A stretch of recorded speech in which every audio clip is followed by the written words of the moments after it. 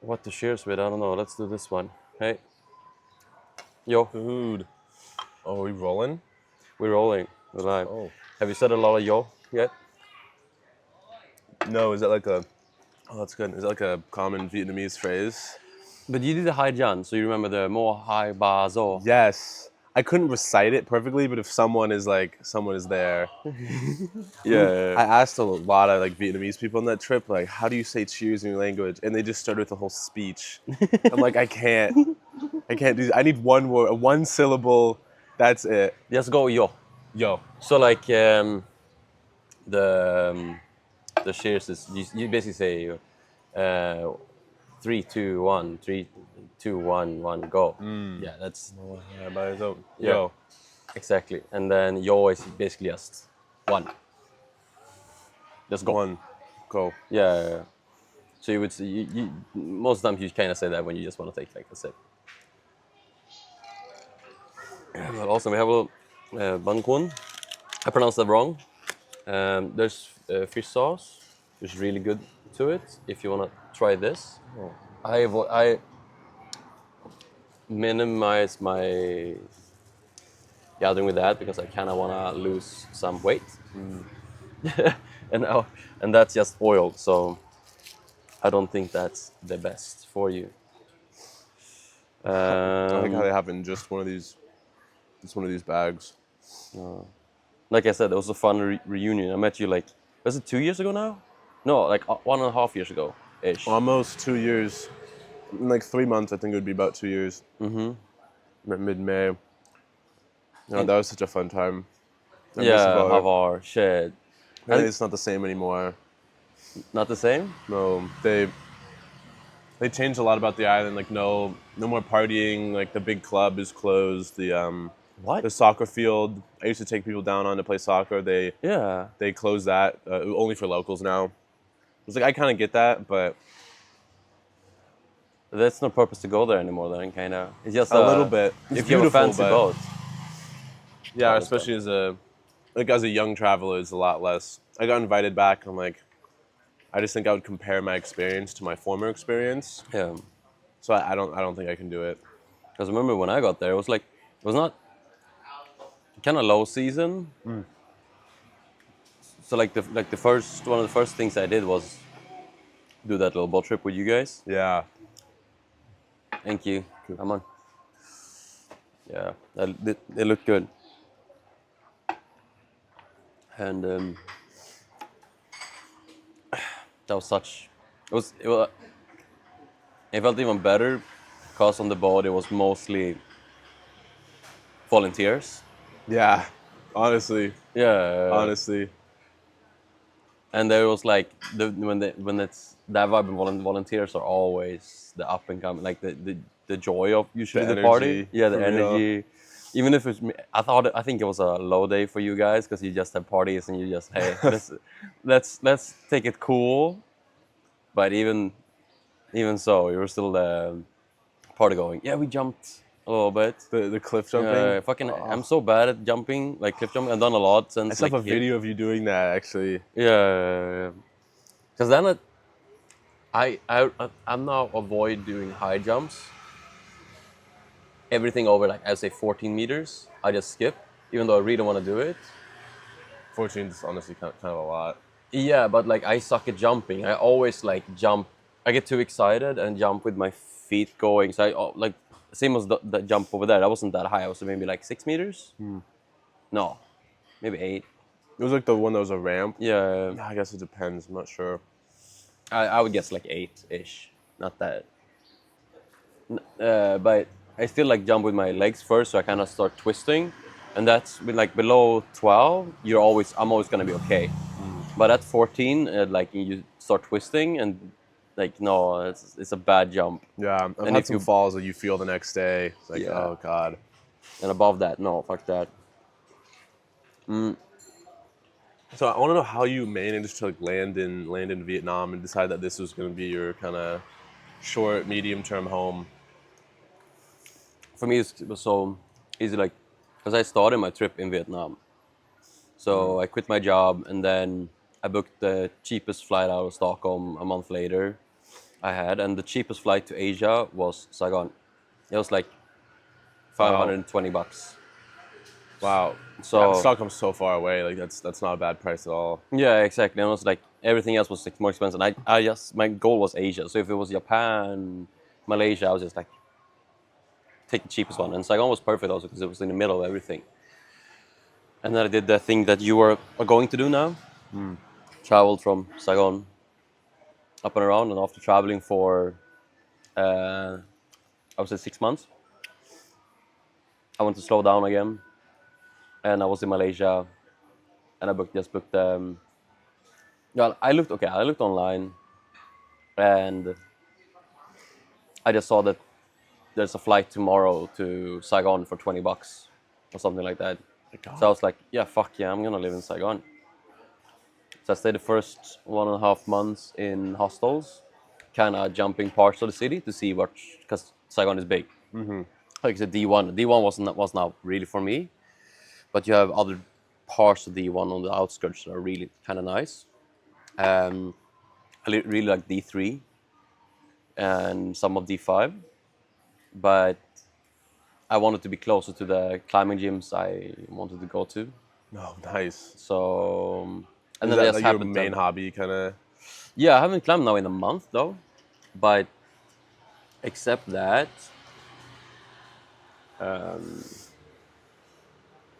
yeah, now I play pickleball. This is the main thing here. Nice. I love Yeah. pickleball. Do Yeah, you, when you text me, I did not expect like pickleball to be a big thing going on. do you play it at home? Yeah. There's Shit. a court in or my family's house is a court in the backyard. But you're joining me later, right, for that? Yeah, Yeah, yeah. I'm down. Absolutely. Nice. And it's been really fun. I mean, I haven't done racket sports before, so I'm a bit off, but I'm still athletic, so getting fast into things.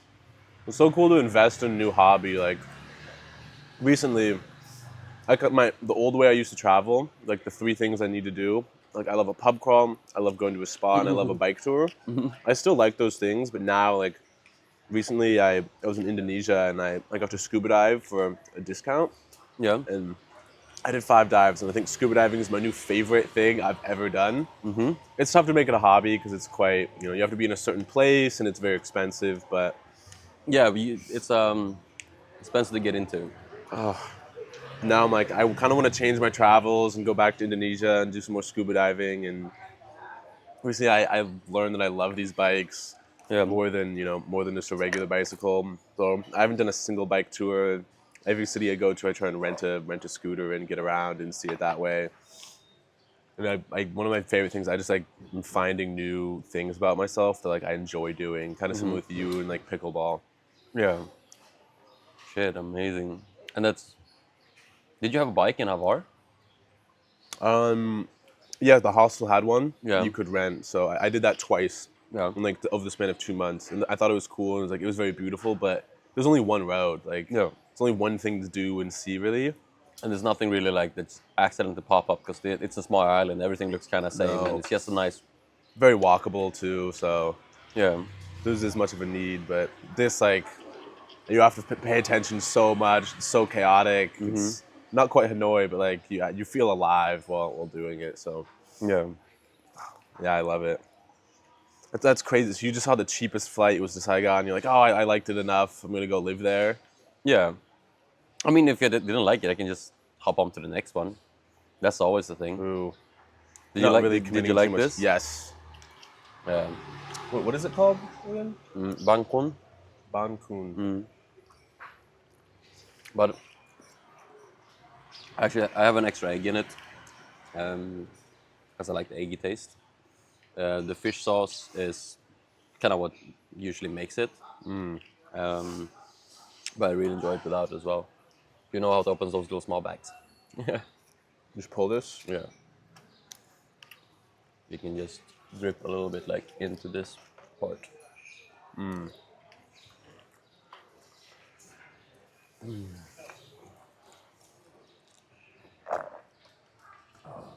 But I'm excited for you to do this little. But okay, so you kind of fell in love in a few things. I mean, the diving part, did it take like 5 minutes for you to fell in love with it, or where was the point where you No, actually started so liking it? they start you out in a pool, Yeah. and then it's like some exercises and kind of talking about like a lot of safety stuff and whatnot, as you can imagine. And that was like, it wasn't like horrible, but it wasn't like that fun. But then as soon as you get in the water, Yeah. But you started in a pool? yeah, they train you in a couple ways about your like equipment, and then like and then an hour later they put you on a boat and you're in the water, and like I immediately went deeper than I'd ever gone before in like in a pool of the ocean. I was like, and I saw like multiple sharks in a cave. I'm like, oh my god, this is fucking crazy. And so I immediately was like, wow, I feel so alive right now. And like I didn't really know what I was doing. I had an instructor just like kind of pulling me along and pointing things out. But by the end of it, I did like 5 dives. I got a little bit better. It felt good to like kind of practice something and like improve on a skill. Yeah. I definitely missed that from my routine days. No, I mean, I've dived once, but I got my open certificate. Oh, okay, nice. Yeah. Um, but we started straight in the ocean. Really? Yeah. Where is this?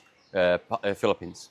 Oh, wow, okay. Super easy though. Like we just took a boat out, hopped in, basically pool level.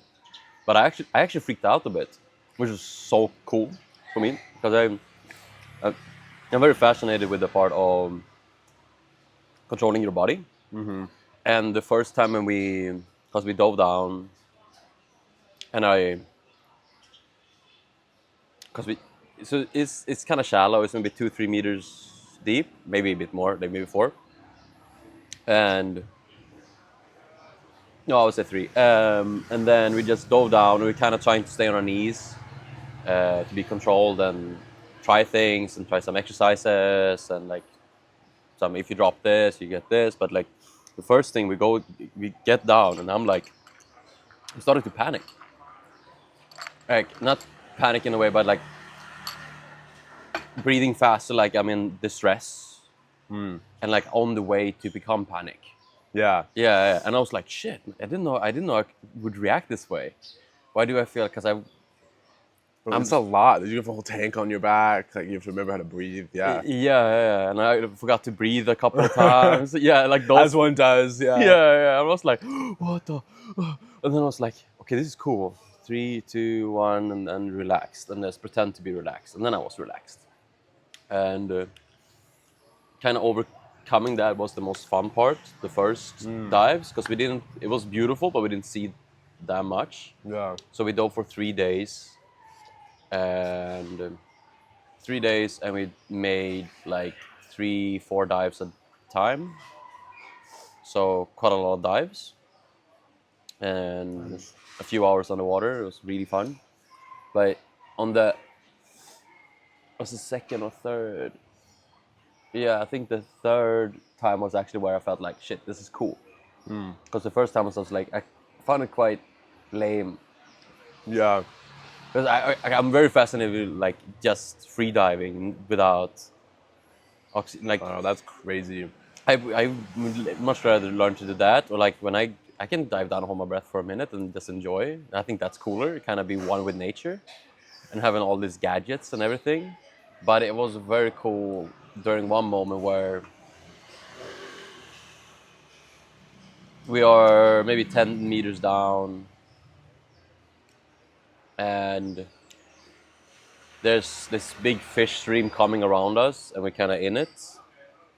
Colorful fish, and it's just like you feel like Like massive school. Yeah. yeah, you feel like Maona, the Hawaiian god. Oh, yeah, you feel Moana? Moana. You feel like Moana a little bit, but then turtles came along, and then we swim a little bit, and then suddenly like I have a turtle under me, and there's a turtle above me, and there's like fish around, and I'm just there spinning around and just seeing everything How all is at this once. real? Yeah. Yeah, I'm like, this is a Disney movie. This is nice. Yeah, exactly. It looked exactly like a Disney movie. Like, you know when one like turns around and you have all these animals and everything Yeah. around it? It was just like that. I was like, shit, okay, this is cool. I like this.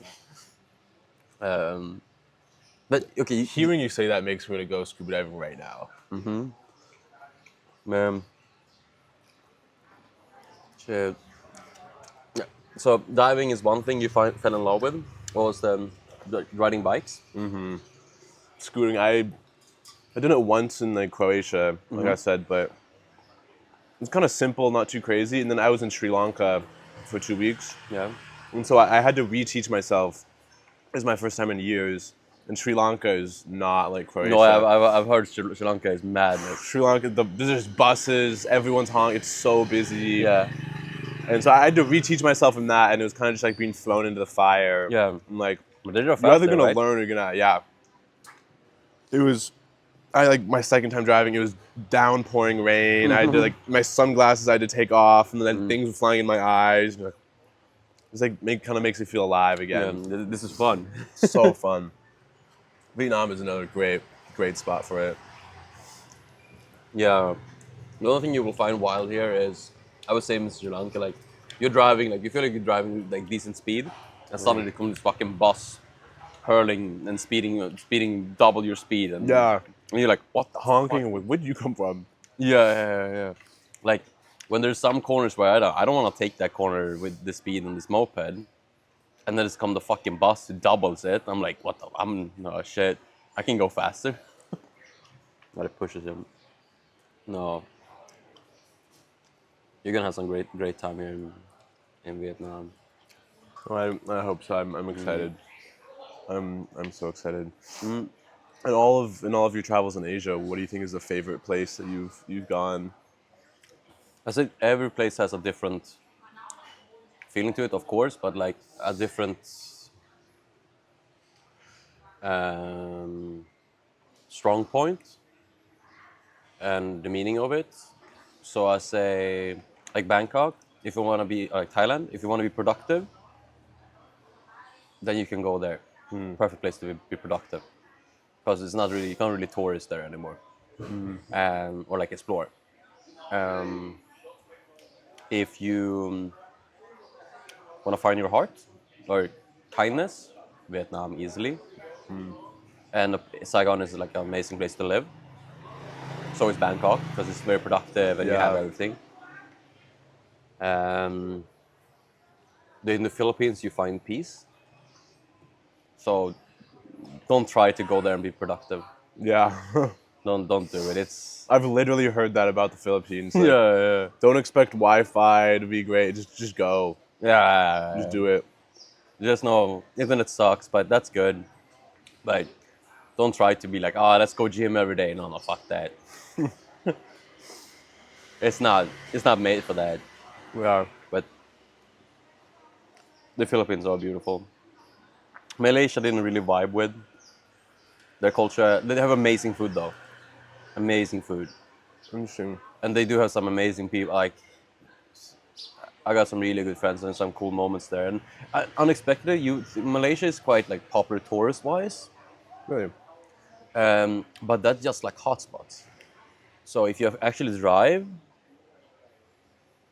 so okay, there's a day that me and 3 other buddies we rented bikes and wanted to drive.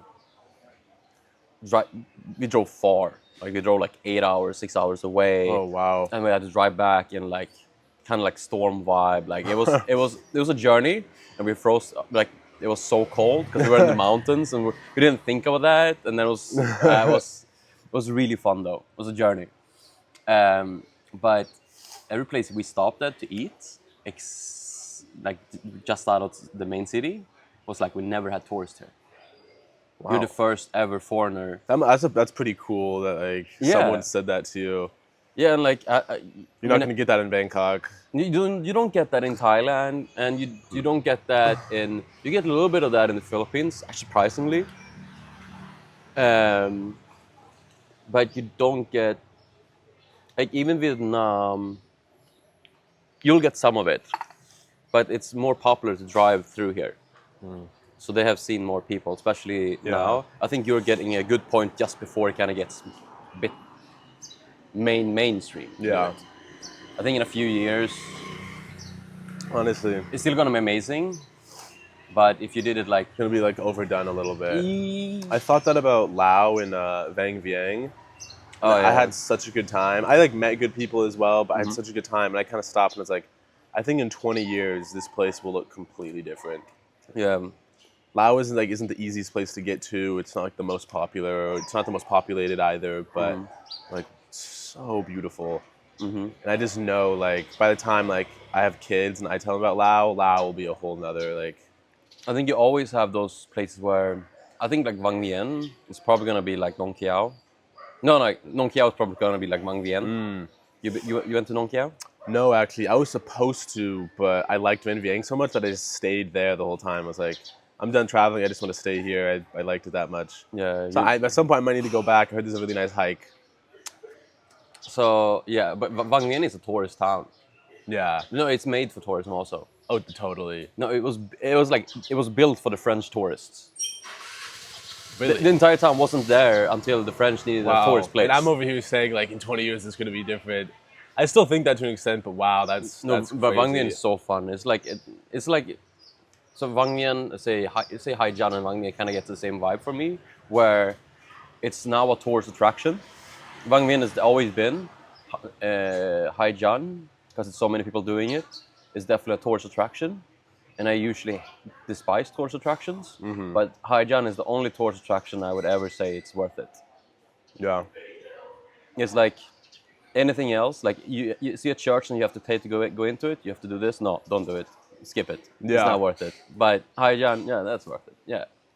It's not the best thing I've done in Vietnam, but I understand for people who don't rent a bike and drive their own way or make their own path, Yeah. it will be their highlight. Yeah. Totally. Yeah. There's something about like doing it with a group of people, coming together. Like there's like 20 of us, and by the end, like we're all buddies. Like it's a Yeah. great way to meet people.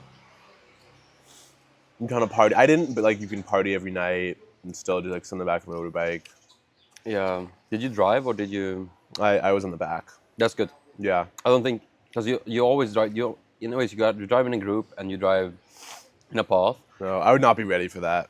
No, but also it's so much nicer just to sit in the back. So and I much. had to go beers all the time, so I would just get a beer just before going and always drink Oh, one on the nice. way. Listen, you were in the back as well. Yeah. My yeah. friend really wanted. He's like, oh, I could have totally driven. And like, you're gonna get pulled over, fined for not having an international license. They're gonna breathalyze you. It's not worth the hassle. Yeah, they have they're super strict with alcohol here, so like in Hvar it's fine to drive and drink. In Croatia overall it's like 50-50, usually okay. Sweden you can't drive and drink, but if you have a beer it's fine. But here if you have like 0.00001% alcohol in your blood, That's what we're gonna get. Yeah. yeah, That happened to one of the drivers. He got a fine for like having like an extremely low percentage or whatever, and so his fine was like equivalent, I think, to about what he was making doing the loop, and so everyone had to pool together and get him something. It was kind of a bummer. yeah. But did he drink? Did he? Yeah. Yeah. Yeah. Shit. Bad luck though. They don't really. I never saw them testing the drivers. I know, right? Almost like they knew. Maybe. You don't have to start. This is a lot of food. I'm still going strong. This is good though. Yeah, but you have to be more especially now you're on your trip now. Just get it. Overall, food in Vietnam is super safe. Like the thing it will get you is something that is maybe new. Like if there's a new bacteria, so you won't get a food poisoning, but you will feel a little bit bad. Just drink a lot of Pocari. I love Pocari. Just drink a lot of Pocari. Every night I try and have a whole bottle. And all the pharmacies here, super cheap and super nice. They're very friendly. So if you're like feeling like you got something or you get a food poisoning, you just go to them and be like, hey, no Yeah. good, no good, no good. And they're like, fix. Used to it. Yeah, and it'll cost like 40,000. It's just nothing. Yeah. The thing that gave me food poisoning, I was with my friend. He got it worse than I did. Shit. It was banh mi. I had one banh mi sandwich. He had two, and he was immediately puking. And it took me like almost 8 hours before I was having some. Do you side remember the effects. place? Did you get a street one or in a store? It was just on the side, like a street. But It's like a cart a cart. in Hanoi. Oh, they're usually good. But maybe Hanoi is a bit more risky in that way. Dalat has some great food though. I'm pretty excited for Dalat. I still think it's cool how you just like managed to live here. Like it's been one of my goals to. I've always wanted to live in Bangkok. Yeah. I just really like it, and I think I can be like productive and like do something like get a gym membership and create an expat community. And so, yeah, I still don't know how I'm gonna make that work. I may like volunteer for a hostel there and kind of see what the vibe is and see if I really want to do that, or Yeah. it's like living in an apartment in Bangkok seems so nice. It's a good life. I lived there for 2 months Oh wow, in okay. Bangkok. Did you like rent an apartment or? No, I looked for an apartment almost the whole time, and I thought I was gonna stay there like I did here, like way longer and do a couple of visa runs. But I couldn't find because I still didn't have like a job, and I thought I had no money. So I was like, I want the cheapest shit, and everything was above my budget, or it was like you have to rent it for 6 months or a year. I'm like, I You can't commit like Yeah, that. like even if I commit like that, I can't even pay for 3 months. So like it's too risky for me. And I stayed in a hostel though, a really nice hostel. It was like not a hostel where a bunch of party going all the time, or it's very slow. And the hostel was like a queen size bed. And to be fair, that bed, the best bed I've slept in all my travels. Wow, Anywhere. that's a win. Including hotels. The only hotel that is better than that one was like a hotel I paid like $600 per night. No, I think that was like $550. Oh yeah, but it was like an expensive hotel. That's the only hotel that had a better bed. This hostel had a better like. No, it was Wow, were you in like a private room in the hostel for like the whole 2 months? yeah, Nice. and it was really nice. And I really like living in Bangkok. But after like 1.5 months, I started getting the tingles again. I'm like, To get out. yeah, I was like, Yeah, I want to travel. yeah. I'm like, I don't have I don't have a lot of money left. I had like 3 or 4K ish. Didn't really know what's going on. I was like, this is kind of like if I travel, I'll have like nothing after that. What will I do? I don't know. And then I was like, looked online and be like, I don't know where to go, but I long for nature. And I was like, fuck, I need to go to the islands. So Indonesia, Malaysia, Philippines was like the main thing. And I had my little map. And then I flipped a coin and it landed on Palawan and I went Palawan. What? It was so fucking nice. Such a good pick though. That's crazy. I have a couple. I have like 2 months of my trip that I don't have any plans for at all. So I'm like maybe I'll meet someone or like this or that. But Yeah. I would love to just like get a dart and just throw it at something like that. I at least did like, I wanted nature, so You had like a couple places you were thinking about. yeah, it was the islands of Indonesia and Malaysia. It's like those three. So it's not like, oh, I'll pop up in Russia. Yeah, but that would be very fun though also. Yeah, But I mean, that'd be crazy. I'll do that again. Like just going to North Korea really quick for a little quick drinking weekend. That would be fun. Get a selfie with Kim Jong-un. That would be so fucking rad. That is a trip and then you actually have a selfie with them. That would be insane. They wouldn't let you get even close to them. No, but you should definitely don't skip Dalat and have a few days there also. Because you can drive. Dalat has like 7-ish waterfalls around it. I think even more. Oh, nice. That are beautiful. And huge also. It's not like waterfalls that you can go swimming that much in. You can sneak in a couple ones. But it's still worth seeing. And you do have the Mario Kart thing, which is... It's really fun. I did that twice. Really? Yeah. Everything I see about it is just people like almost dying. Like, I hurt myself so bad. because I did a crash.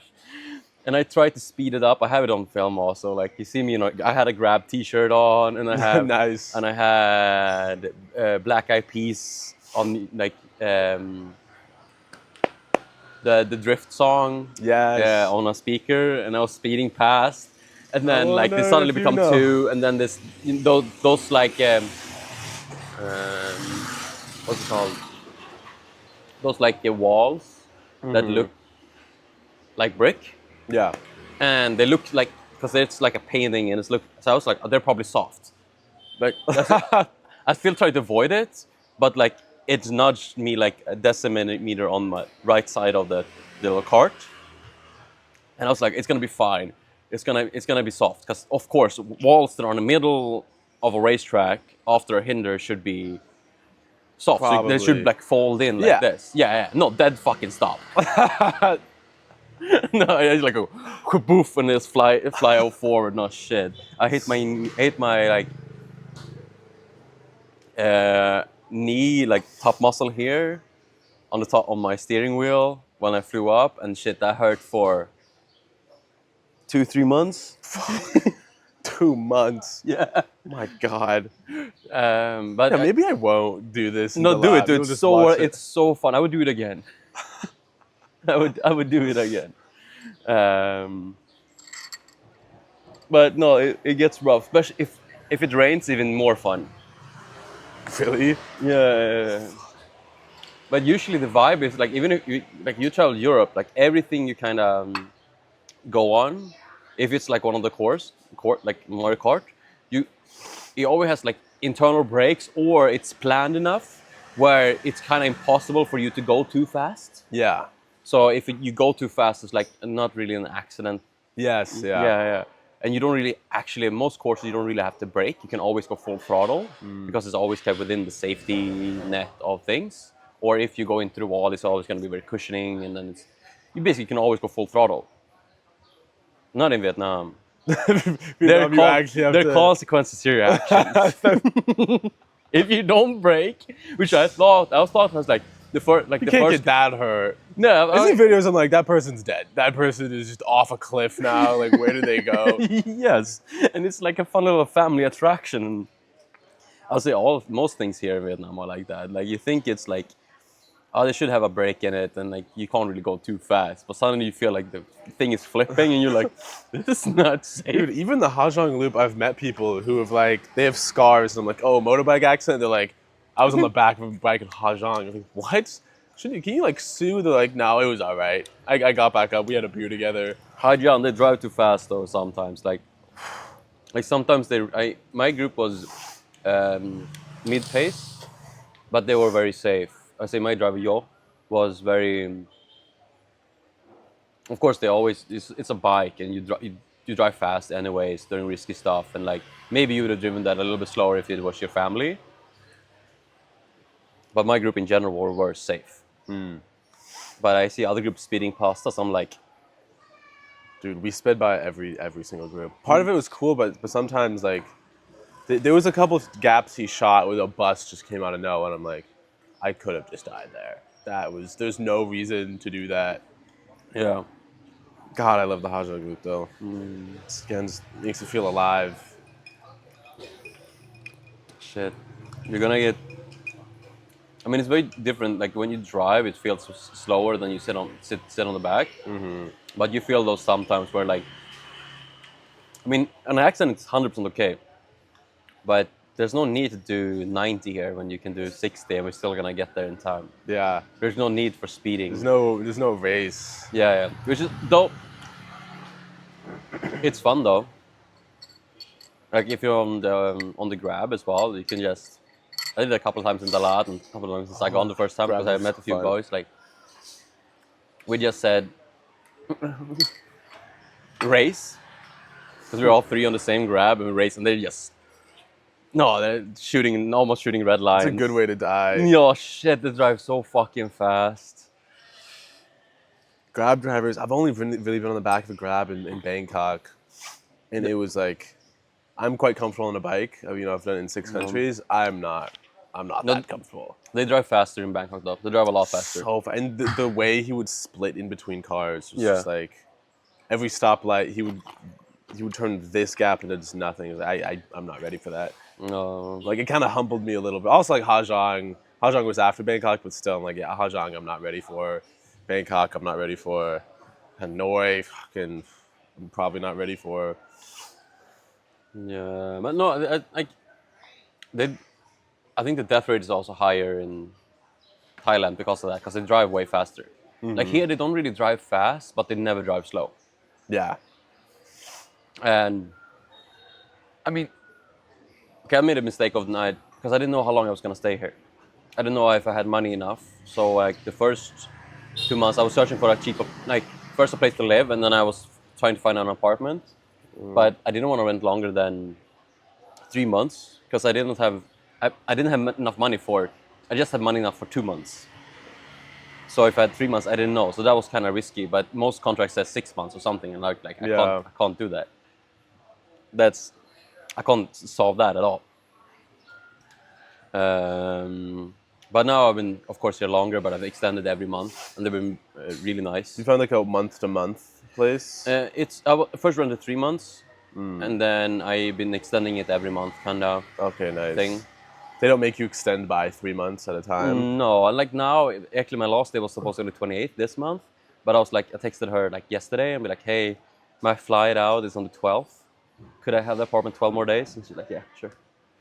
Nice. Uh, Nice. Why are the Is it just like what the cheapest flight was, or?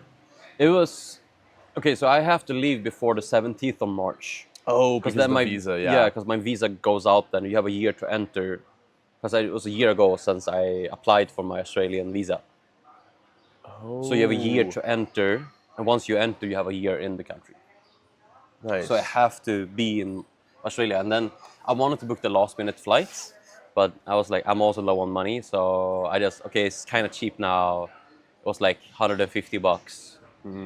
I'll book it now to Perth, and just have it. If you get cheaper, it's like gonna be $20 cheaper. It's probably gonna be more expensive, so just worth to book now. Yeah. And I wanted a few days, like if something happens with visa or like flight or delayed or anything, A little flexible. that I have still time to take another flight there if something happens. So that's kind of why I'm going. So you're doing the working holiday in Australia? Yeah, exactly. Nice. I'm a bit nervous about that though, because I don't really know. First, I have to find a job fast because I Yeah. can't afford to live there Yeah. a month. I have like it's the first like I'm pushing it, Yeah. and Honestly, there's something about like broke travel which is more fun than anything. Like yeah, that is a tough situation. but it's fun because I can never do it again when I'm a bit older. Yeah. I'd say when I have like more consequences to my actions.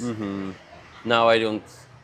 I still have a safety net of me being young, and I don't have an apartment at home, like nothing, no bills. Exactly. If I once I have a wife and a kid, like I can't go on a paramotor in Vang Vieng. Those were fun though. Shit. That was. I did it fucking twice cool. also. Those. You did that twice? Yeah, because That was so cool. my time in Laos was quite fast. I want to do Laos again. I want to drive in Laos. Yeah, I would love to go to Laos again. Yeah, you should, dude. Like when you fucking rent the bike a bit longer, and you go Hanoi, and then you kind of go like into Nong Kiao, the Thai parts of Laos, which is very unexplored and like touristy at all, and then you just go back Hanoi. I can go over the border with the. Huh. Yeah, why not? See, I'm pressed for time though now. I'm thinking I might go to India for 4 days. There's a wedding. No, just for Holi. Holi? It's a Yeah, the big festival in yeah. color or something. I actually don't know a ton Yeah. about it, but Do it next year. no, I have an Indian friend who invited me. Okay, This is that the is important. time. Yeah. I'm kind of curious like what my life will look like a year from now, because I look like a year ago and like I had like a girlfriend and I would like my job ended at 1 a.m. and I would drive home at 1 a.m. every night and like Where were you from again? Seattle. Seattle. Yeah. We're gonna play pickleball tonight. Most of the pickleball players I play with are from social from Hamchoy, and they're mostly like Canadian, American, Vietnamese, Oh, interesting. and a few of them are from Seattle. Dude, sick. I That's don't. crazy to see some Seattle out here. It's so far.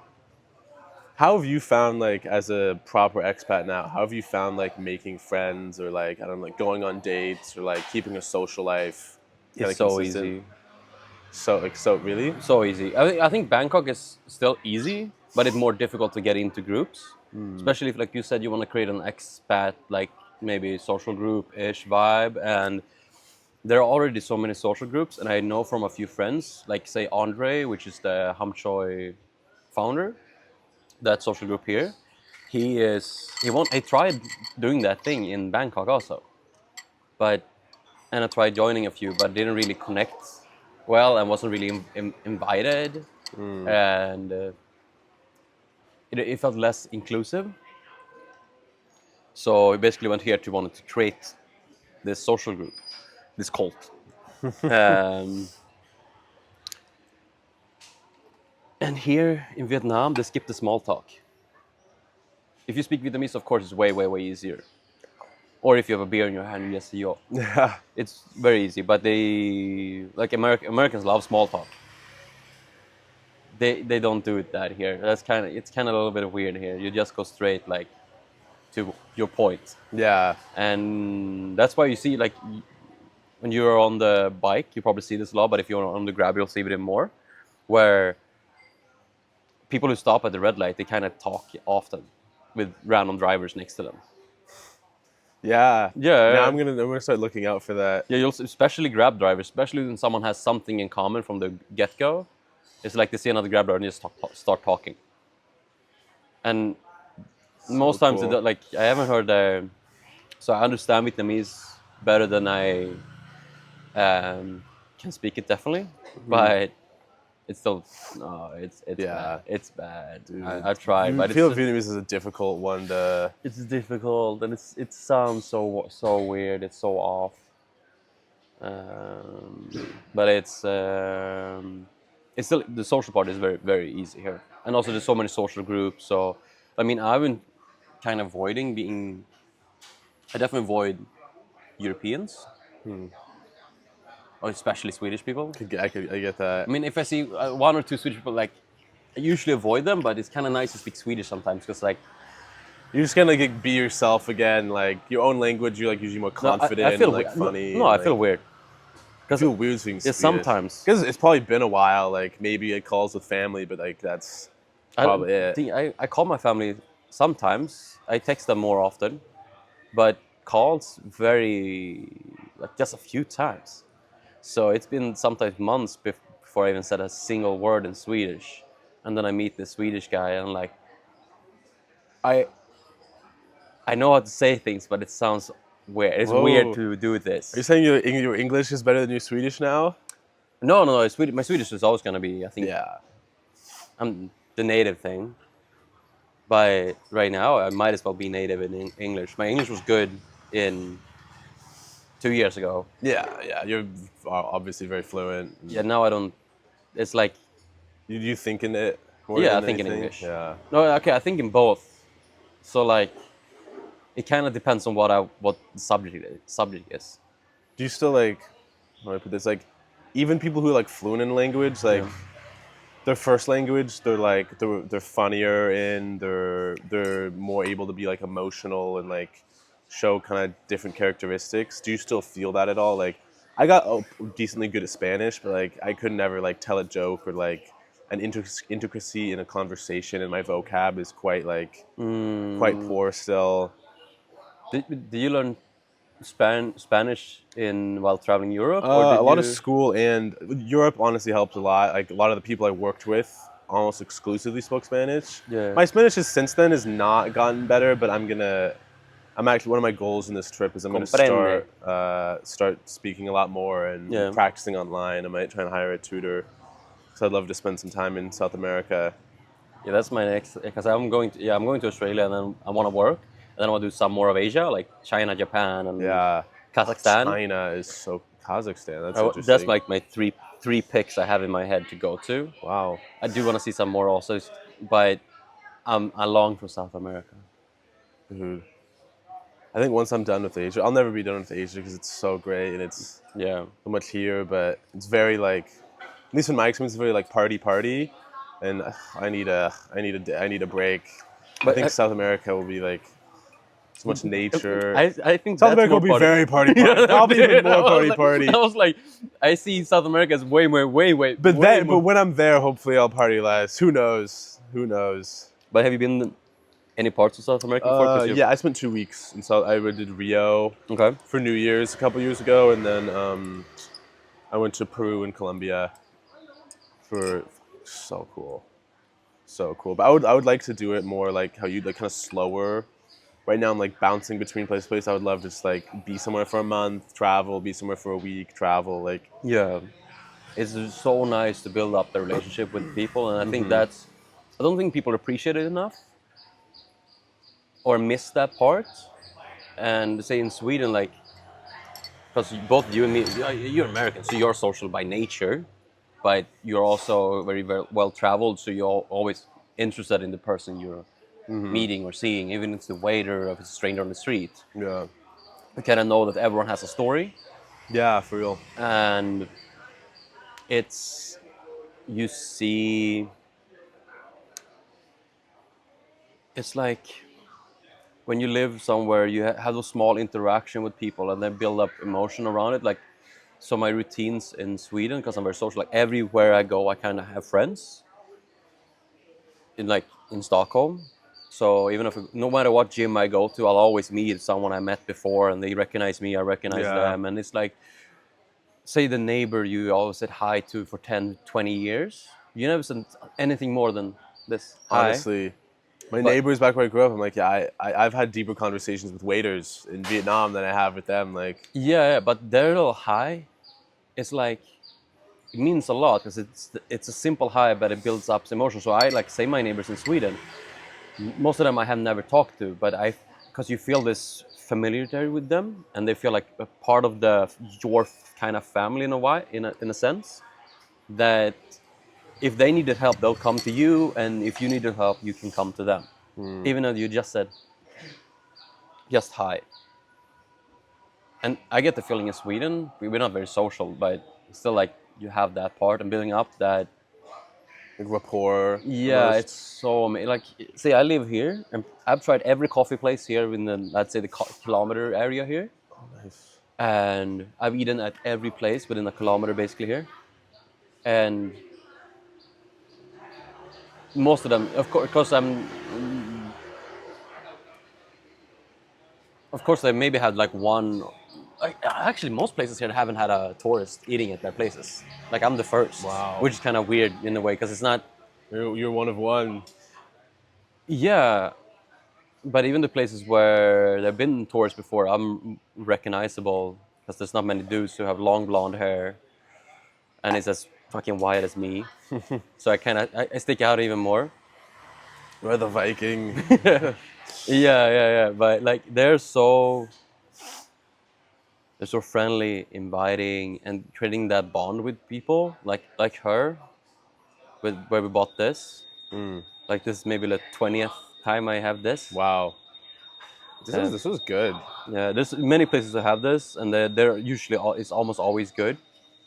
And taste-wise, I wouldn't say maybe this is the top one, but this is one of the tastes most like comfort food.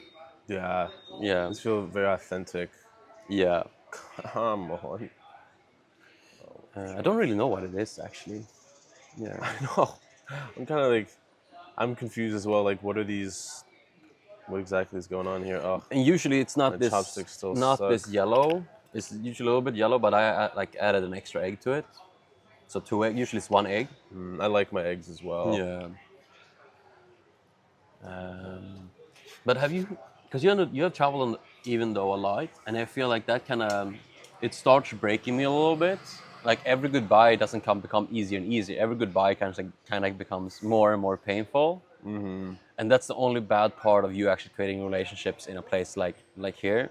It pains me to say goodbye to my friends, and yeah, like We've met so many people that you just never see again. Like, yeah, like now you get like stronger, like because I've seen her like probably 100 times because I walked past that 100 times, and or the waiters I always say hi to or talk to.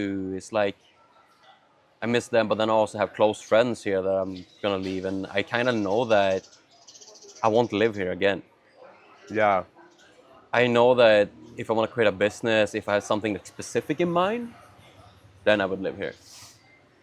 But if I don't have any specific in mind, which I probably don't have, I won't I won't see her again Yeah. ever. And it kind of pains me. Like some days it's like I feel like fuck this, I don't want to travel anymore. But it's such a privilege to feel that way. Like you feel like No, that is definitely a privilege of yeah, such a traveling. privilege to feel like I don't want to travel anymore. I don't like saying goodbye. I want comfort. I want my friends. Do you ever get that feeling or? Oh, definitely. I was just repping in a hostel in Indonesia. So like Yeah, we'd have guests come. It was low season, so it was quite slow. yeah, But it's kind of similar to Hvar. Like sometimes you meet someone, like we always exchange Instagrams, but I'm like it'd be crazy to see this person again. Last night I yeah. actually ran into someone who I saw in Laos, and like got a beer with them, and it was like really cool. It was, That's a that's the Southeast Asian best. feeling though. You'll meet people like every time. Like I met people I Yeah, met in Saigon, in Dalat, and then Laos, and then Bangkok. You see them on the street like, what the fuck? yeah. What are you doing here? I was at a full moon party, and someone I met in Sri Lanka came up to me and tapped me on the shoulder, and I turned around. I was like, oh my god, they were from Switzerland. I was like, what the fuck? I'm like, I met you like 2 months ago. Yeah, And as much as that's happened, it's also like we're just never gonna have this conversation. We're never gonna be in a place where we're just could get drunk and go swimming on a Tuesday kind of thing. Like yeah. something. One of my goals, like before coming to Vietnam, was like I really wanted to get a group here. And hopefully, we're going south to north because I feel it's somewhat popular to go south to north. And now that I'm here, I'm like, I actually have made two good friends and we're like hanging out, but I'm like, it's not. I got to lower my expectations. Like neither of them are going south to north. I think it's like something I always have a problem with more than the goodbyes. It's like I set my expectations so high for a place, for an experience, and then it comes to it and it's like it's amazing, but it's not exactly what I thought. I would recommend you not to go with friends. Maybe some bits, yeah, but some bits you should definitely do alone. Oh, Because I've been that, so much alone. I would love just to play card games and be with the same people and not have to say the goodbyes every 3 days. no, but like, because you're gonna drive, I would say, Yeah. you stop in some places where it's touristy, say Dalat, say Hoi An, those places, and you will have those interactions. You will have fun, but you'll be able to drive in those small towns and play cards and pool with strangers, and they will invite you to your like their place to eat, especially after a few beers. Yeah. So like, buy a hammock My hammock? Wow, really? so you can sleep anywhere.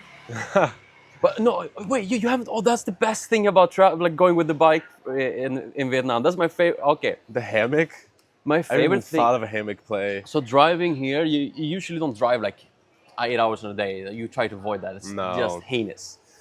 That And sounds horrible. yeah, and like the way I drove is like maybe 4 hours a day, and then I stopped because I did it kind of slow. But you will take a break like every other hour, Yeah. like either in a small break, or you'll find this everywhere. You'll drive and then you'll see a little cafe with a couple of hammocks. You'll see that there's hundreds of these places in Vietnam while you drive because there's so many people driving, like locals. So just if you're driving for an hour, just stop at the next cafe, have a coffee, juice, or whatever, and just lay down in a hammock and take a little power nap. Wow. I fell asleep in It's an so many interesting idea. hammocks. I see people in the street like the locals will just fall asleep on they'll just like lay a mat on the floor, and it's not like a homeless thing. They'll just lay a mat on the floor, Yeah. or they'll sleep on their motorbike. Like Yeah. I look at them like I'm way too big for that, but it's No, there's a couple of hammocks here that in town that you can actually go to as well. There's one kind of place we can kind of walk to that way that has hammocks, but it's different to do that on the kind of countryside, and then just yeah. it's a perfect place to take a break. You'll keep that in mind when you Wow. drive. You'll see a few No, places, I will. I'll let you know. and then you'll also find a couple like of those good places where because they usually place themselves a good distance between each other, like even an even distance. But a lot of them always place themselves kind of on a good spot, like a good view, or next to a lake, or you don't like coffee. You don't have to like coffee, but they have usually they have fresh Smoothie, like coconuts, pineapples. Like there was this pineapple farm, like I think close to Hoi An. One of my last coffee stops before Hoi An.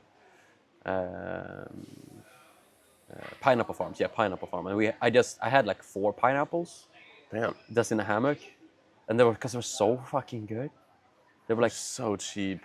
yeah, they cost like 10,000 a piece Yeah, that's because like it was directly from the farm, and it's like because you'll buy one on the street here maybe like 30, 40, so it's even cheaper there. And the coffee's like you pay 10,000, 20,000 maximum. No, like next time I would drive Vietnam, which I thought I would do now actually, but I just wanted to stay put. Is I would buy a hammock and I would just sleep in a hammock most of the times. You should go to. seems like you've kind of done in between here and Hoi An at least. Yeah, a lot. I skipped basically the rest. So the piece of that, there's like High Van Pass is you're supposed to do I've that. heard of that. Yeah, And there's a bunch of places in between that they're amazing, and I think that drive is also almost ranked higher, like view wise. And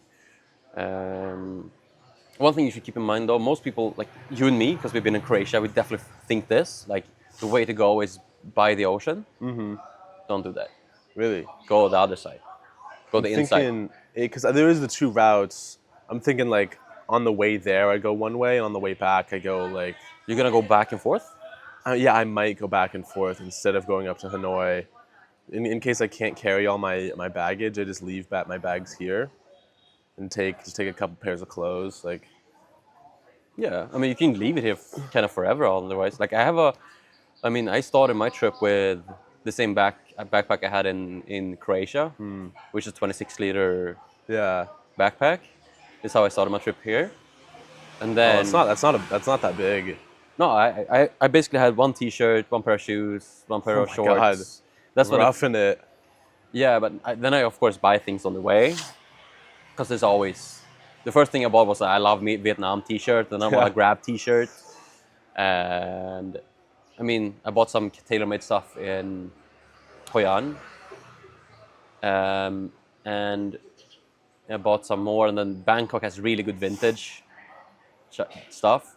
Really good vintage. They have like malls of vintage with high quality. Though they can be really expensive. Like you can find like vintage stuff in like the Red Mall. You can find vintage stuff for like $2, $3, $4, $5,000. Yeah, but they're like pristine, the best shit you can find. But because I wanted to travel again to the Philippines, I wanted to travel light, so I bought another backpack that was even smaller, Wow. and then I left one big backpack with my tailor-made stuff, my couple of vintage T-shirts, like basically most of my stuff at a friend in Bangkok, and my laptop and my ukulele also that I bought here. You're looking for the ukulele? Yeah, you can buy Nice. everything here is amazing. Did you learn how to play it? Or did you already know? I mean, I could play guitar before, so ukulele is So quite kinda, easy. yeah. So yeah, it was fun. It was Damn. fun. No, but so I just left the back. I still have a backpack in Bangkok. Oh wow. It's been there like half a year now. I mean, Holy shit. yeah. Are you gonna go back and get it ever, or is it just kind of there now? I'll probably go. Does it have things in it, or is it just the backpack? No, it has all my tailor-made stuff. Okay. The only Oh. thing I want to have in the backpack is because I give it to a friend who is he's in a band and plays music. So I was like, my ukulele is basically the most precious thing I have in that one, because I bought it in Saigon and I had it through my trip all over, and it's kind of been my main companion. Yeah. And it's really good to have a connection. Like if you're in a small town, if you play a little music, you're kind of friends with most people. It's good to have like some connection. Yeah. And it has a lot of sentimental value. So I just told him like, you can play as much as you want. If it breaks, if it breaks. If you use it, that's fine. But that's kind of the main thing I want to come back for. And I do have like one old camera in it also. The rest, Nice. one vintage T-shirt that I really like that I want to keep. So I'll definitely go back, but it's not gonna be now. It might be when I go back to Sweden. Like if I go Australia, I travel, and then need to go home. Then I want to go Bangkok first to meet my friends again. Yeah. But then I'll just grab my It'd be weird backpack. not to go back through Bangkok. It's kind of the main. Feels like the main city in Yeah, Southeast Bangkok or Asia. Saigon. Those two places are like to Stockholm feels like the easiest flights Yeah. to do. So. Um, I felt like that. So it's, Okay, I think I need to stop and go to the bathroom. yeah, do it, bro. Do it, bro. Take a little pause. I mean, I was using my new phone, but my storage is out, and that one is my backup. So it's kind of part of the ghetto setup. Nice. Part of A everything. backup phone. Yeah, you see my like little Thai sniff thing for the herbal thing. Oh, yeah. yeah. That's the thing that keeps it together. Nice. So Oh. yeah, because I can't close. It's because that phone is too small for that attachment. How did you attach the sniff thing to the? No, it's just I just push it in and then You just balance. yeah, no, I just squeeze Oh, it because in. I guess the pressure. Yeah. I just squeeze it in. Super Yeah, easy. that is pretty good. Do the sniff things actually work? Yeah. What do they do exactly? I'd show you that one, but I can't take it out because then I'll lose the camera. But no, they work really well. That one I have had since Thailand, so that's 6 months. It still works. And that shit is really good. They have the horrible thing, but I do prefer those because they're like smaller. You can have them everywhere. I don't know why. Now I always have it because of this. But otherwise, it's just when you're like kind of sick or feeling stuffed. I don't want to spray too much, so that one is just perfect to have during the day. Does it like wake you up, or what is it supposed to like? No, it just decreases the swell in your nose. It's like eucalyptus and mint. If you know, you smell that, it So kind it's of. not like nicotine or anything like that. No. It's just it kind of. I mean, you can try to sniff that. Like it won't give you really energy or anything. It's not like sniff salt. Salt gives you a kick. Yeah. Yeah, no, nothing like that. It's just kind of makes you less stuffed in your nose and everything. Oh, nice. Yeah. But you should be more risky with the food, even though you had a food poisoning. I know it scares off. I mean, I'm definitely working on it. Going into certain places, I was like, I'm gonna try like China and Japan. I was like, I'm gonna make sure to try as much as possible because those are quite interesting food places. But Vietnam. Vietnam is like the safest. Lao was the one that got me. I got strep twice in Lao. Yeah. How long were you there for? 3 weeks. Oh wow, okay. A bit longer than I was. Damn, 3 weeks. That's a pretty good Lao trip. I want to do longer, and then I felt great. But I repeated a few things. So I went to Hanoi, and then I went straight to Vientiane, the capital. And then I did a few days there. Their night market there tastes really good, but I got strep there. And then I traveled, the Vang Vieng, Luang Prabang, like Nong Kiao. But I did Vang Vieng, just me. And then I met a few friends, and I, of course, had fun in Vang Vieng. And then I had more days like 2 days in Luang Prabang. But along this journey, I also talked to my friend Tyler, which I met on the Haijian Loop. And he was like, "Where are you, bro? Let's travel some." I'm like, "I'm in Lao." He's like, "Perfect, I'll come." Nice. And then he was in a bad crazy. shape when I met him because he got to Luang Prabang because like he lost one of his credit cards. He only had one left, and then he had like no physical money on him. And then he went to he searched up that Vientiane or Lao had the bank that he could transfer because he has this American card. He only works in these certain places to take out money. But I looked that up before, but he didn't know he had to pay cash for the visa Oh, and then he had like $100 on him. That's it. shit. So he got to the border and like, but if I give you this money, I have like nothing left. Shit. So So it's he like was really like in his whole account. He only had 100. no, he had money in his account, but he couldn't take money out because like That card was lost.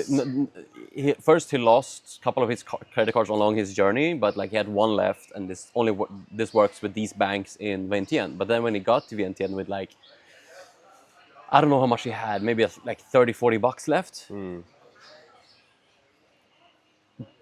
Those either were closed or didn't take his card. Oh, And he basically didn't really have enough money to go back, buy a ticket back, and I didn't really have enough money to survive. And I was like, no, dude, just come. I have money. My card works. I have double one. Just use my money until we kind of. damn. So when he got to my point, he had like $1 left, and he has skipped meals to survive. Wow. Skipped meals, and then the last train ticket from Vientiane to Luang Prabang was like getting off the station, and I was like, I can't afford the taxi to your hostel. I'm like, no, you're gonna be good because like find a group, and the Yeah. groups always go together, kinda, and you can go into town, and it will cost like $4 instead of 10 or 20. They're like $4, yeah, that's. I have like 6. Was he thinking about just like walking it or like hitchhiking it? Hitchhiked the last bit, of course. Yeah, Damn. yeah. That's something I've tried a couple times. I've never been able to do. I still really want to do that in Asia. Yeah, I mean, That's crazy. no, but we got to Luang Prabang, and he was definitely like, I don't like Lao at all because he had a bad experience on kind of every trip, like every part, like the border got too much money, and then like no money left, no banks working, Just and- all stress. the yeah, less all mountains. stress. So in Vientiane, he was like, no, I want to turn, I kind of want to turn back. I'm like, bro, just because he didn't want to rely on me either. Yeah. But I said, hey, no, you're good. I got us. I don't have a lot of money because I was also kind of poor then. Mm-hmm. But I have at least enough for us to survive. So we're good. Wow. So I traveled like 1.5 weeks without him, and then we traveled. Oh yeah, exactly. So I met this one guy in Vang Vieng called Cal, musician, kind of a bit out there, ADHD kicking in full on all the time. Really fun guy. But me and him traveled a bit, and then traveled to Luang Prabang together, and then came Tyler. And then in Luang Prabang, we like, let's go to Nong Kiao. But we also, a few days before, he kind of like spontaneously like, yeah, I got invited to this wedding in Chiang Mai. For like That's pretty close to Vientiane, right? That's like on the other side. But like, you can either do the slow boat from basically Luang Prabang or like Nong Kiao, I don't know exactly where, but high up in Laos to Yeah. Chiang Mai. But that's like a 2-3 day journey, slow boat thing. And we couldn't really. He got invited like a week later, or like 1.5 weeks later. So we're like, shit, a wedding would be fun. He's like, said, yeah, you guys are also invited. He's like, if we're invited to a wedding, yeah, no brainer, we're gonna go. Yeah. Seems sick. But we still want to see travel. So we stayed a few days in Luang Prabang, and then we raced to Nong Kiao, stayed there 2-3 nights, and then we went.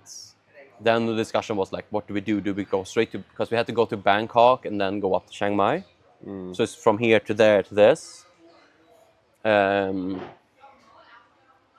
And oh shit, it was so chaotic, but it was so fun because like, okay, Chaos with the boys. no, that was really chaos with the boys because like we had immigration problems and like, no, it was a bunch of things. And even funnier during the journey that, so we do things and we kind of race a little bit. We like, we only have 3 days and we all like kind of want to travel slow. So we do that, and then we go Vang Vieng. I'm like, should we explore this more or just stay more in Vang Vieng? I said like, okay, Tyler, because he skipped Vang Vieng. So it's like, you have to have Big Mama, we have to go paragliding, we Yeah. have to do a few things. And he was like, I don't know, I didn't have a Wait, lot Big of Mama. What's Big Mama? those big sandwiches. Oh, okay, yeah. You had those? Yeah. Yeah. That's why I went paragliding twice, because I did once before, and you then came came back, back. and I was like, Tyler, we have to go. Yeah, you And can't. then not I was go like, yeah, I'm back. joining. Of course, it's so fun. It's $40. Like Honestly, I paid 900 for my tickets. 900 kip. damn. How much? I thought I'd go cheap. I paid $1 million. I mean, million is good. Million is good. Yeah, a lot Like, of people are paying 1.2. Yeah, 1.2, but that's when you buy from the hostel or Yeah. like I saw one hostel, like my hostel, like they paid like 2 million, and I was like, that's way too expensive, and this is 900. And then I also saw on the list later when you say where you're from, I saw that that's the same people that my hostel hires, so they just get 50% fucking Yeah. no, it's Kickback. Yeah. yeah. But either case, we do this racing thing because we were invited to a wedding, and then in Vang Vieng the day before we're gonna head off to Bangkok. Take this bus then train there. Cal, the guy we met, the wedding invitation came from, said like, "Hey guys, let's go." And like suddenly he says like, "Yeah, like he's invited, um, and we're kinda not crashing, but The like kind, if you don't really know it, yeah. yeah, kinda." And Who was then getting married? Are these like Thai people? no, so he's from Myanmar. Huh. He's Burmese, and this is also why we have a problem with border because he's been doing visa runs and been like he's an immigrant, like just a fugitive because there's a war there. And at the border, like on the bus there, he says like I have to tip the I have to give money to the border patrol. We're like, how much? It's like a couple million. Couple million. Yeah, I know this shit is expensive. And I'm then thinking about going to Myanmar, but I don't know. no, you should go. It's beautiful. Like Have you gone? no. But I've heard it's amazing, and the food there is good as well. I've had some Burmese food, and it's really good. But like on the bus from Vientiane to Thailand to Bangkok, the border, like that was a hurdle because me and Tyler, we go through on this bus, go through, and then we're supposed to meet this other bus over there, and they pick us up to drive us to Bangkok. Me and Tyler go, and suddenly Cal, our friend, kind of disappears. But we're still like in line and have to go through. We can't really stop because that looks fucking off in the border. So we just go through and then we wait on the other side. We wait for like 40 minutes at the other side of the border. Yeah. We have no internet, no Wi-Fi, no nothing. And we're just waiting like shit. And the taxi is waiting for us and all the other people there. So it's like, we have to wait. And they're like, we have to go. We have to go, like, the bus leaves now. Like, they said, like, okay, we can come back in an hour. We drop them off there and then we do a little thing and they go away. And we're like, shit, now we have like an hour. Then the bus has to leave. So I try to, like, find Cal, see nothing. Shit. I go to the like sides because it's a border. It doesn't really exist much on this border. Yeah. I'm like, hey, do you have Wi-Fi? Like, so I can text my friend? Text my friend, no answers. 30 minutes later, the taxi comes back and she's waiting. They're like, we just have a few minutes left, and both me and Tyler says like, no, we're not gonna leave our bro. Of course. But we do want to catch this bus also. So it's kind of stressful and like, what is happening? And no answer. And then suddenly 30 minutes go by and I get a text being like, hey, they're having me in like interrogations. I'm waiting. It's bullshit, blah, blah, blah, blah, blah. And then no answer for like another 15 minutes. And then, oh shit, like we have 5 minutes before the bus leaves. And then he texts like, hey, I'm probably not going to get let in today. They're stopping me at the border. I'm going to try again tomorrow. And we're like, shit. Oh my god. But we're going to a wedding together. This is also stressful because we have 2 nights in Bangkok, basically before we go to Chiang Mai together Yeah. to time the wedding. Because we plan to get there kind of the day before the wedding. Mm-hmm.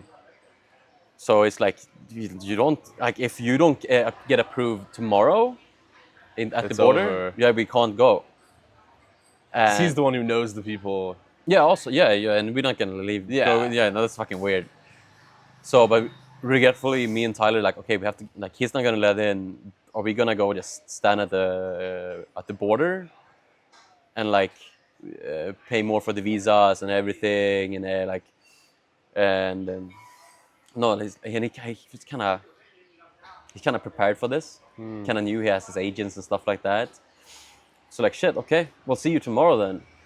And we just tried to keep updated, and both me and Tyler were super nervous, like hope he gets in, not because like the wedding, more like because he lives in Bangkok. Oh. Because he's a fugitive. He's like from Myanmar, but he lived in Bangkok for 2 years. So that's a whole bigger problem then. Yeah. Wow. Yeah. So it's like shit. Hope he gets in, and the day after he like. Now, not because not many people watching this podcast, and they can't really track exactly who it is, but he bribed the border patrol, and he gets let through, and we meet again in Bangkok, and then we haven't booked the bus yet because we didn't know anything, and the flights got on with triple the price. The buses is like shit. We have to go now. We kind of landing the same day. Chaos, and we get almost late to the bus, and like it's the boys like fucking Yeah. up, and it's so funny. We're laughing and dying and crying in the taxi because like we're like off by so much, and then we find out more that me and Tyler are crashing the wedding, and Cal is only the one who is invited. So we're like, Oh we're going my all through. It's God. like, are we crashing a wedding? And we're like, At this point, you've done so much. Like you're going to the wedding. yeah, Like, yeah. And we're like on the way. And then we get to fucking Chiang Mai after all this stress, border patrol, like bribes to that point. No, it's a good story. And then right before we're kind of walking to the wedding because we got to secondhand, bought some nice stuff. It's a wedding, yeah. We don't want to look like shit. yeah like shit like we were. He says, no, like I'm crashing the wedding too. If he knows where it is, how is he even? No, Oh my like because God. like he still knows his friends with the brides. Yeah. With the bride, so he knows them and he knows where it is, and he's like half invited. Huh. So he's basically crashing as well, and just bringing Two guys no one Two- knows. 2 guys plus Tyler's Thai wife because he got a Thai girlfriend Of course. that joined. Of course. Yeah, of course. Yeah. Such a fucking. The only thing that would have made it more like a Thai boy journey was if it was a lady boy. Oh my. That would have been so even, funny. Yeah, that would have even been more. But it was a great wedding, though. It was a beautiful wedding. Oh, it was nice. It was quite late. It was really laid back. Yeah. So it's very like family friendly, not that big. Like kind of at a bar, like out, and just traditional Burmese food. I actually got high accidentally Wow. because this traditional Burmese stew is like chicken stew and leaves and weed in it. Maybe Wow. that's just their vibe to it, and I didn't know that. And I ate some, and then I took the bottom scrapes at the bottom, which is very oily, and maybe the thicker part of the CBD and all the Wow. shit. So I had that as well, and I felt really good. Very tired though, very sleepy. Yeah. What? Yeah. No shit. No, The Burmese food is now has weed in it. yeah, like Interesting. one thing that's weird, but actually it's good. Like it's tea leaves salad. Huh. Tea leaf salad. It's seriously tea leaves in a salad. It's kind of like half boiled. And were both people getting? One of them was Burmese, and the other one was The Thai. both were Burmese. Both were Burmese. But Burmese people, first they really like Chiang Mai. That's why I had the wedding in Chiang Mai. yeah. But also because Burma's in a state of war, they have a lot of refugees. It's also why they have a lot of problems at the border. Because they're doing their overstays of visas, and Yeah. I would agree Thailand's of course always had problems with refugees, but they it felt like they had like a kind of like a disdain or like what's the word for that when you have before even knowing them you kind of have something bad thinking about them. Like you kind of don't see them as equals. Yeah. Yeah, so it felt like a little bit. Some prejudice against Yeah, them. prejudice. Yeah. Yeah, that's the. Dude, let me think. What do you think is like the biggest travel mistake that you've made so far? Because for me, similar to your friend, in Laos, I just left my debit card in the ATM and I left. Oh shit. And it was just so fucking inconvenient. Then I had one friend visited me and he brought me a new debit card and I lost that again. And so now I'm just like, fuck, getting cash out is like a little stressful. Like I figured it out, but that's been like my biggest travel mistake so far. It's just so preventable too. Like, what do you think yours has been in this last fucking year? Oh, I don't.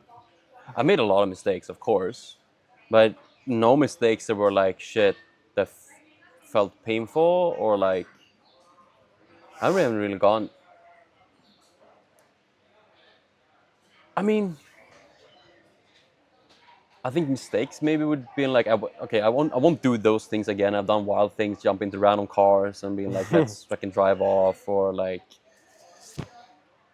jumping into not in this trip though, but like, oh shit, I'm thinking of one thing actually that was a mistake, but it's nothing. It's like it's just funny because like the other trips, like say when I was in Croatia, I worked full time still, and I was there on my vacation. Yeah. And I basically paid more on my vacation because that's the way it works in Sweden. You pay less tax on your vacation money, so the pay gets higher. Kind of weird.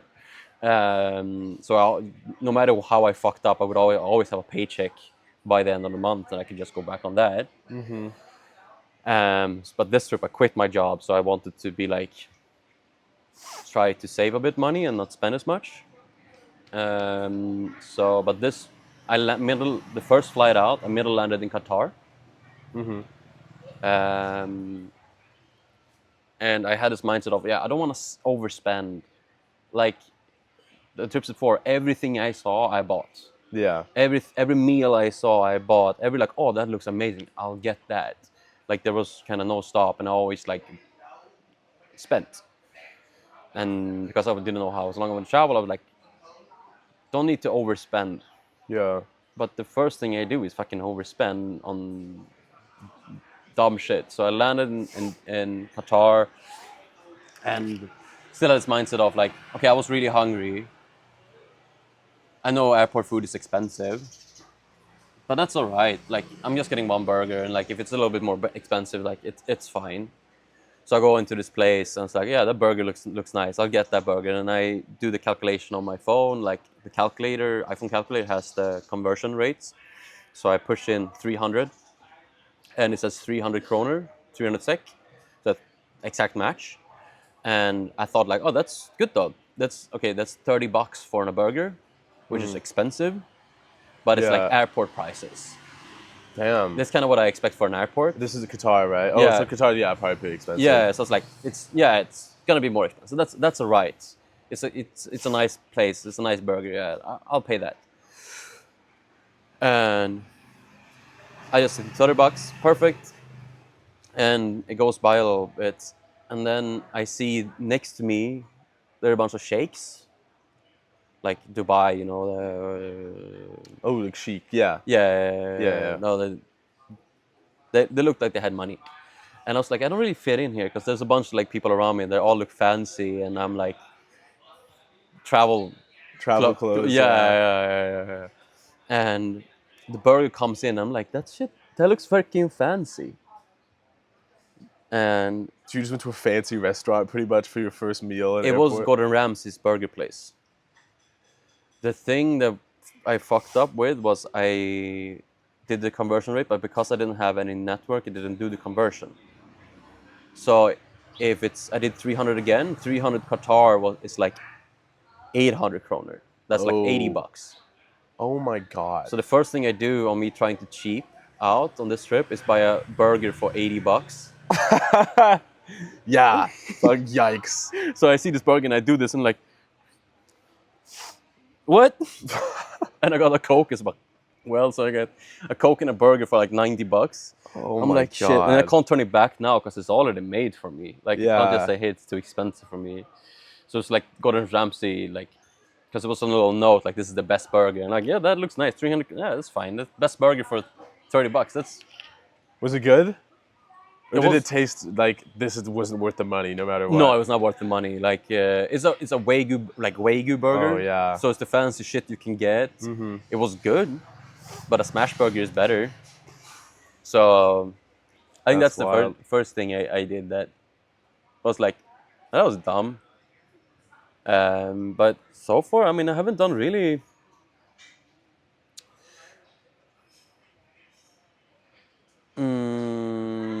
You would That is pretty funny. yeah, it's just funny. It's not because it's not a big deal. Also, first of the trip, it just felt a little bit bad to waste $80 on something I didn't really need. I could have gone like 7-Eleven food for $5. That would have been doable.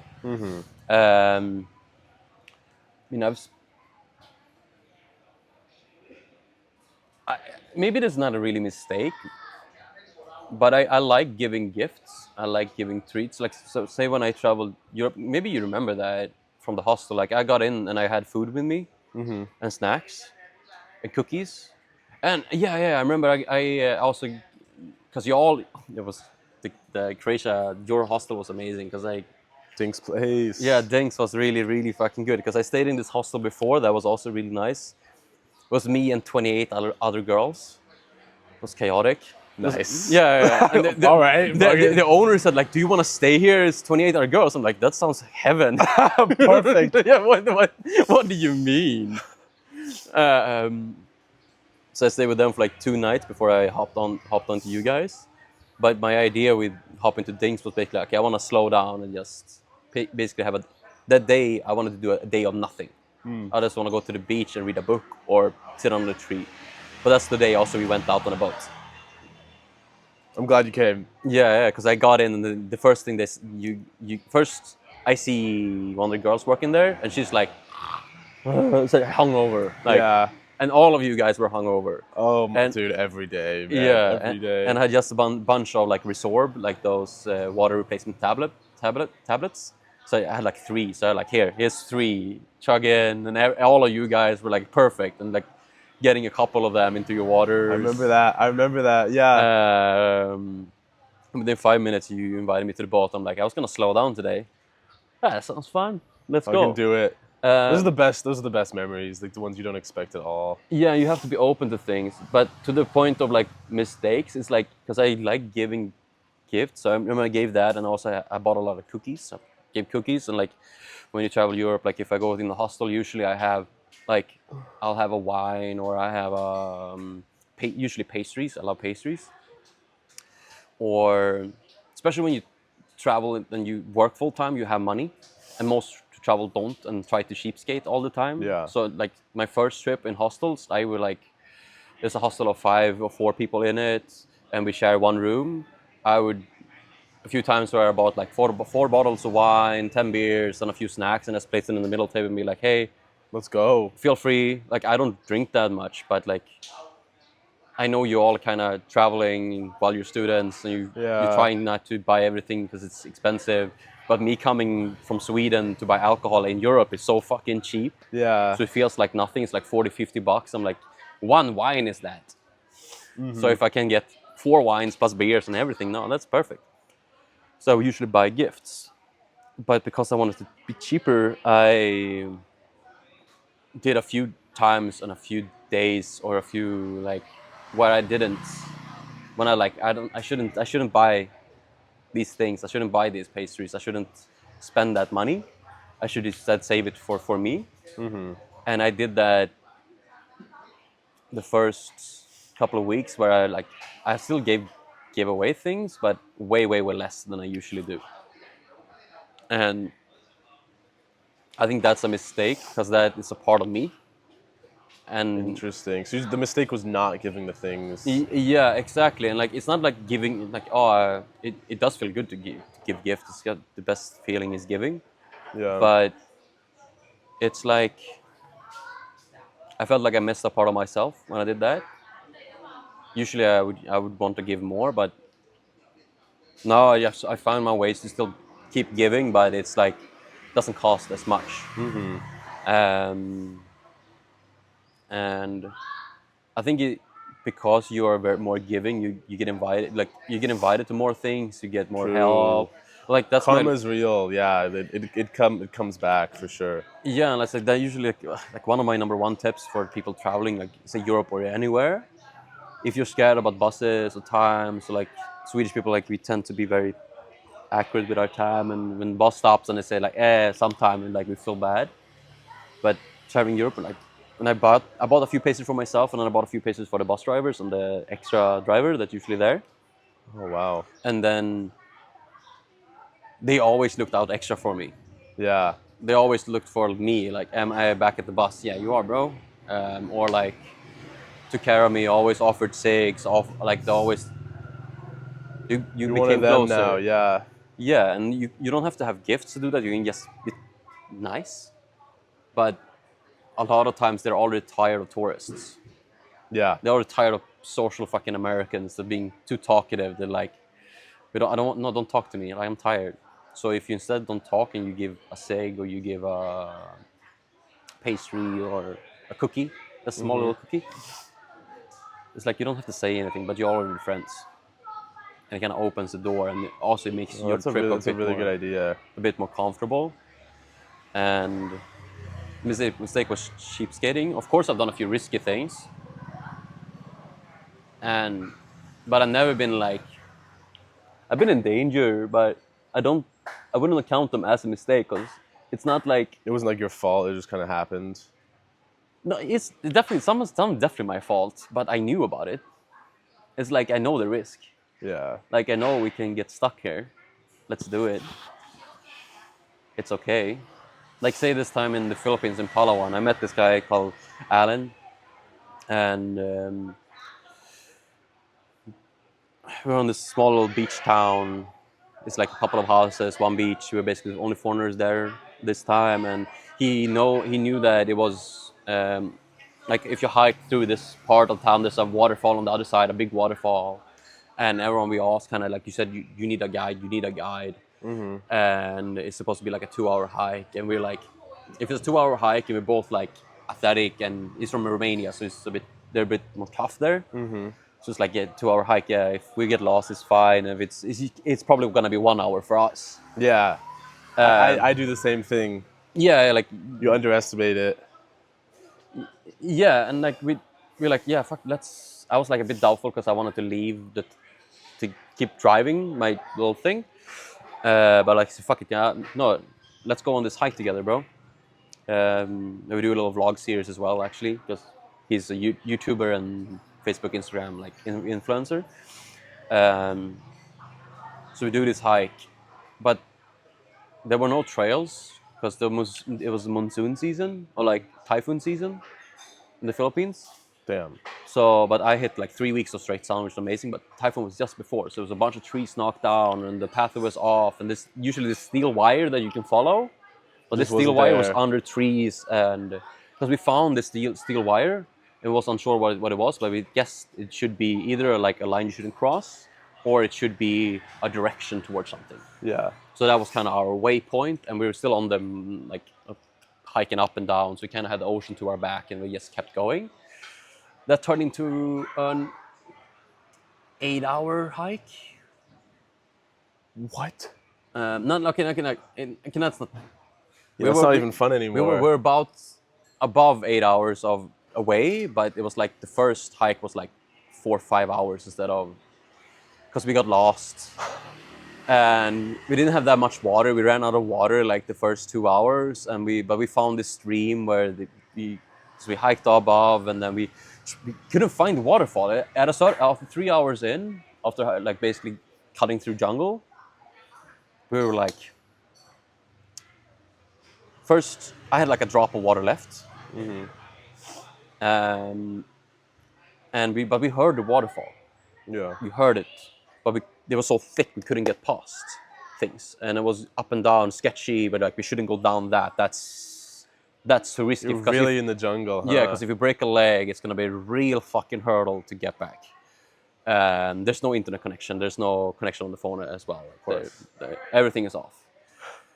And we find this good thing. We find this little stream of water coming from the mountain. Because we came above the mountain and we were in this valley, we know that the water coming from that is clean because there's no villages above and everything. So we fill our water bottles with that and we drink that, and we have some water replacements. Wow, And yeah, a real adventure. it was a real adventure. I wouldn't count it as a mistake because we both kind of knew, like, we're going into the jungle. It's a bit sketchy, and then we're 4 hours deep, and both sat down and we're like, should we turn back? God, yeah, not having a job and having a job is so different. And we're like, man, we're so close. We fucking hear it, and there's this thick part where also the typhoon hit even harder. They were like, but we should go this, and then we go a little bit in. We try to always keep in mind where we came from, and then we find this steel wire again, like it pops up sometimes. So we just hike in a couple an hour more, and then we get to this point where we find the fucking waterfall. And Must have felt so good. it felt so good, and we go for a swim, and we're the only one there. No, it's Yeah, beautiful. definitely the only ones there. No shit, that was so fun.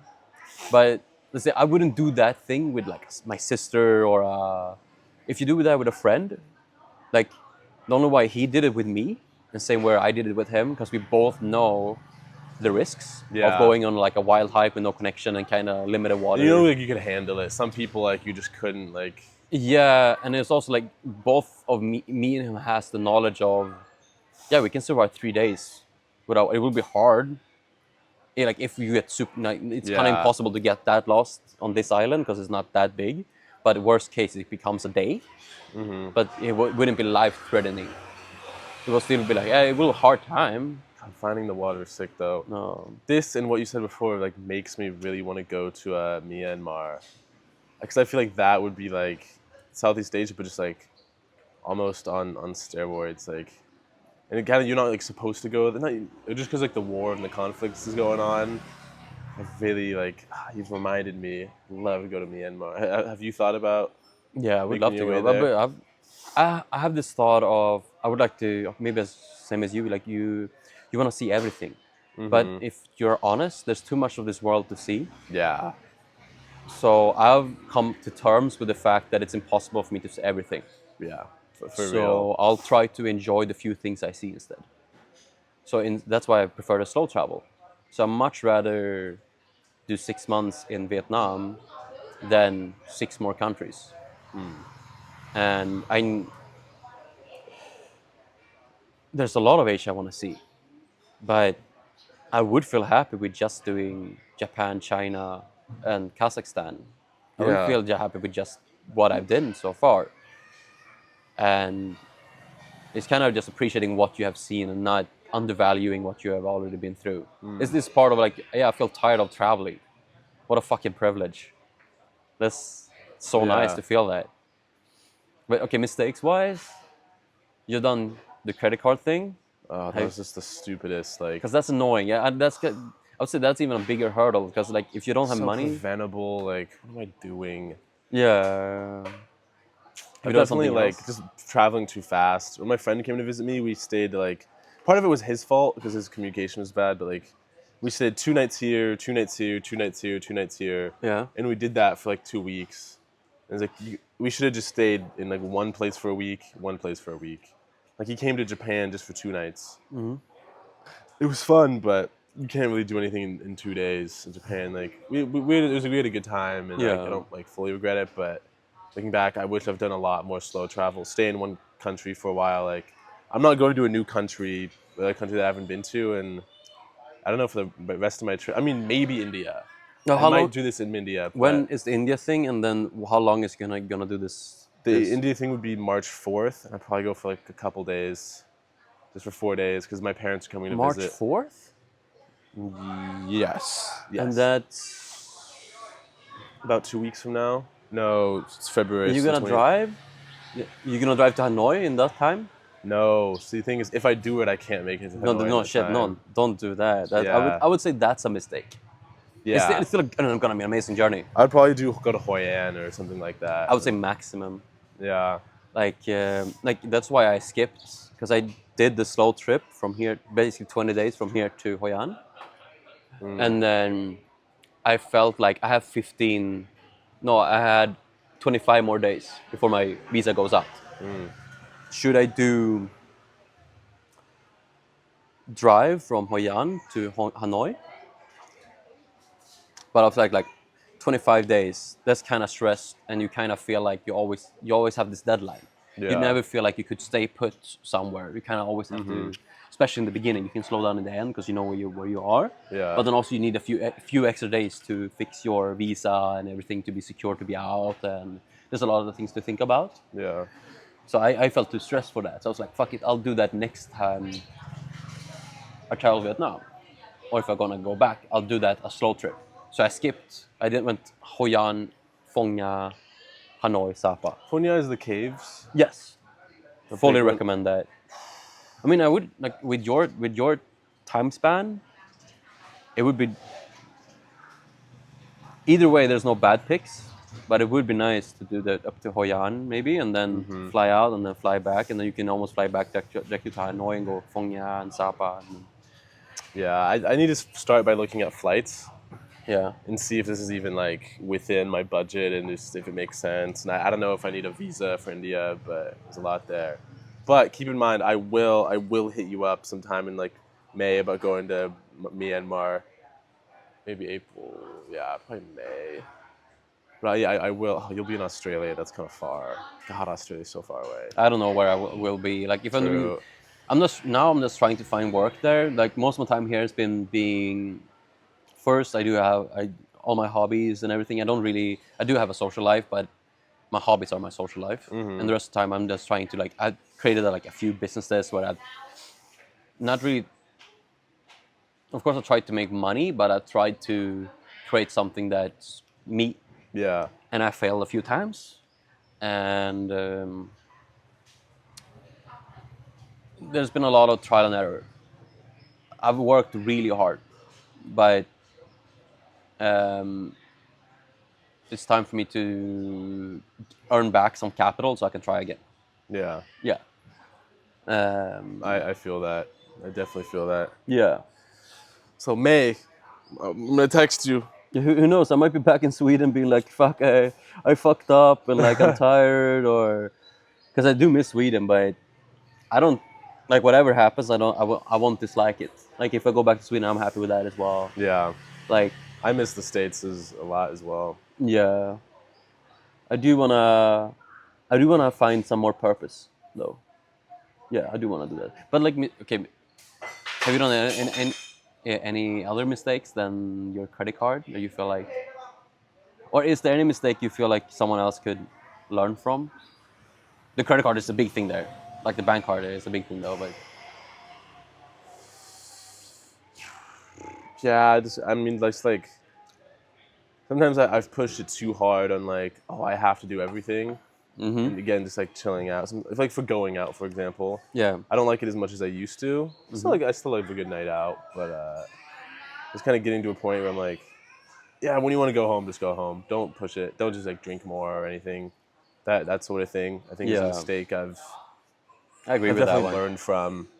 Like last night, oh, let's go to the last club. I'm like, I'm all right. Like I actually want to get up tomorrow and have Yeah, some breakfast, go do a podcast, or I Yeah. guess.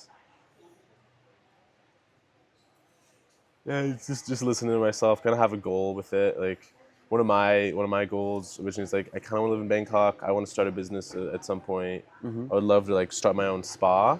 And so on this trip, I've gone to like 20 different spas and like written notes and done a lot of research along with that. And that's Love been that idea, though. like that's been so nice. you can start it kind of easy here.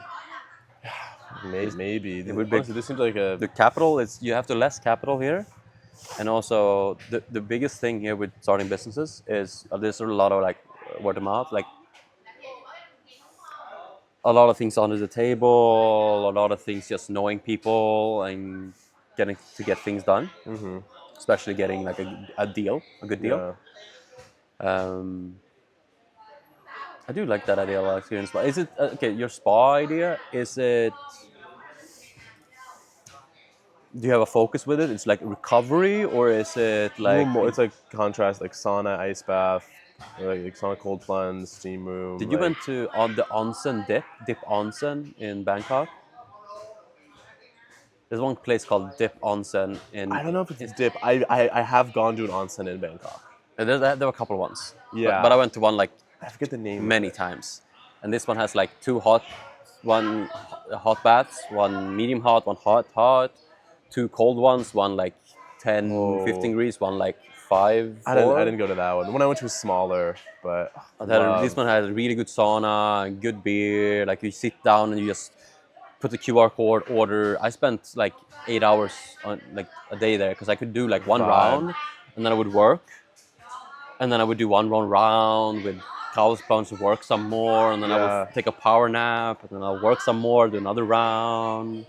I spent all day there. Those are the best days. No, I went to some in Scandinavia too. That was kind of crazy. It's all like nude, but I love a I find spa it so day. weird if people have clothes on in the Yeah, onsen things. And for me, yeah. I'm like a sauna with clothes on. That's so weird. I want like I feel Honestly, kind of right. Like I went to one in Germany with my friend Hannah, yeah and me and her like worked together years ago, and she yeah didn't know it was gonna be nude, and we went in like there was two different entrances for like the locker room, and she went in the first one. We were thinking that was the girls' one. I went in the second one, thinking it was the men, and we turned and we just saw each other immediately. I'm like, oh my god.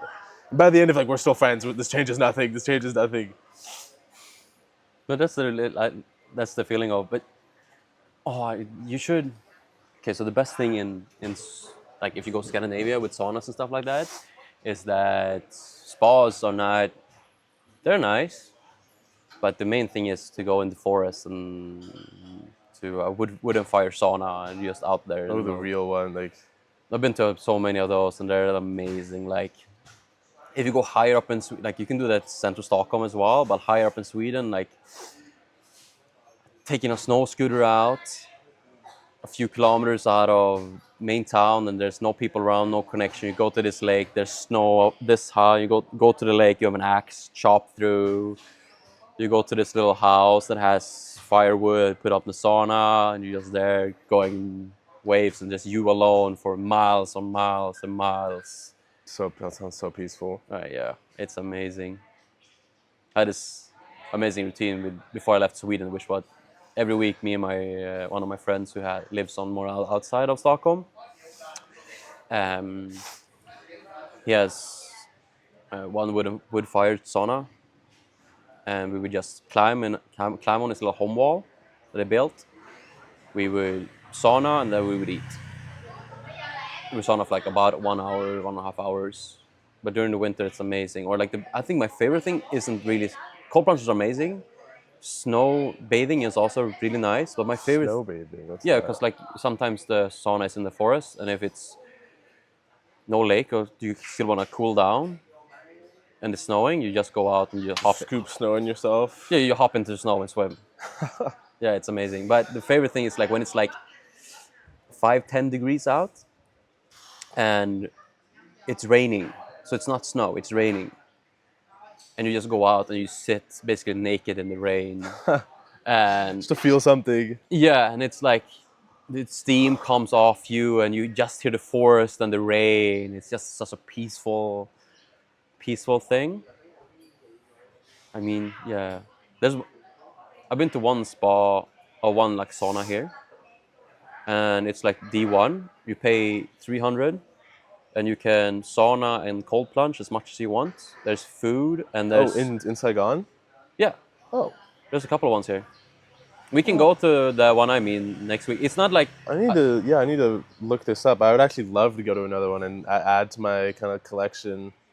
so this one. It's not as Bangkok is more fancy, better in that way. Yeah, But this one it costs 300,000. That's like so cheap. like $12 yeah, about. $12, and this is no, it's $12, and with $12 it's include basically unlimited time in the sauna and the cold plunge. The sauna is not that hot, but it's a decent one for Saigon. It's kind of cold for anything Yeah. else. Just Sweden gets crazy. Yeah, and the cold plunge is one of the better ones, but it's still not. It's decent. Sometimes a bit too hot. It's like maybe 8, 10-ish. Sometimes it gets to the cold end when there's fewer people there. And then you also get 1 hour massage. For 12? Yeah. A Well, massage with it. Wow. yeah, you usually pay tip. So I Yeah. say add 100 tip if you do like a low tip end. So 400 euro. 400, but still 400 still cheap for 1 hour massage. And also there's, Very. I mean, you're not that pickish with food because you travel a lot. So they have food, but it's not that, it's decent. It's kind of feels fine, but it's not that, oh, it's amazing food. It's just like easygoing. Yeah. Yeah. So basic food, 1 hour massage, sauna and cold plunge Yeah, for I'm gonna have you 400. send me that place after this, Yeah, it's a good recovery day to do that. especially after some drinking. So I'm never drinking again. How much happy water have you had? Dude, not only in Hajang. I haven't seen it anywhere else. I haven't seen it a lot. I haven't seen it a lot in Saigon, but definitely when you're gonna go on this bike trip. Probably I mean, Vietnamese #1 hobby is drinking. happy water and beer is everything, Yeah. and smoking. Always a little bit. I haven't seen like none of the drivers really got like drunk, but they were always like out. They do this fat bong shit. You have seen the bong with Yes, the the one, it's just the one that shit tube. is fucking strong. Wow. That shit is strong. No, I've never. I don't smoke anything. You know what time is pickleball at? 7. Oh shit. Okay. And how long does that go for? 2, 3 hours. 3 hours, I think this one is. Okay. Yeah, it's like it's a good time. And then, but okay, this spa. So more recovery. Do you have anything that you feel like it would be niche towards you? Like it has a gym also, or it has. I've thought of, I've thought about that in some ways.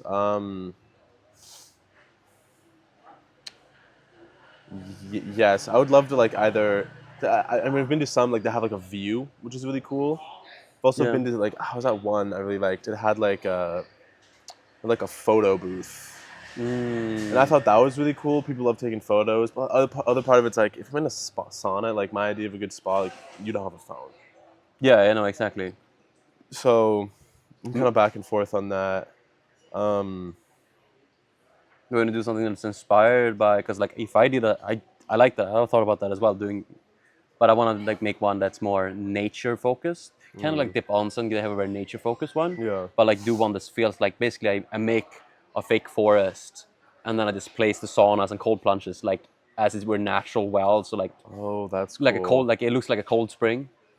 Yeah. Okay. Yeah, like have shit like that. I went to onsen in Japan that was very like it had its themes. One theme was kind of Bali, one theme was more like city, and one theme was like it had a waterfall. Yeah, So one of like the top one was the hottest, the second one was the second hottest, and Yeah. the third. And you're like, wow, this is like so cool. I would keep it quite refined. Like I don't know, I really like good lighting yeah, in yeah. my sauna and like soft music, but that's not it's not too specific. Doing a jungle one here would be so fucking cool. I'd love that. Yeah, I really want to do one in Bangkok for a while, but just like I've learned about how to start a business in Bangkok as a foreigner. It's a little bit difficult. Yeah, because you're not allowed to have a job in in Yeah. Thailand. You're allowed to work outside of Thailand and have online businesses and stuff like that. But I don't think you're not you're not allowed to have a business like to Yeah, take jobs from the Thai people.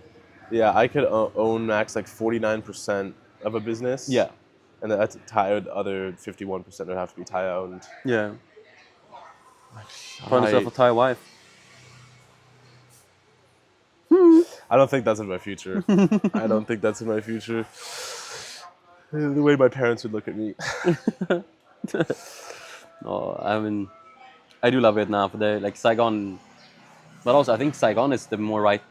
People compare Vietnam I, to both Thailand, but right now I have a lot of China. But so I would compare Saigon like Bangkok was like 15 years ago.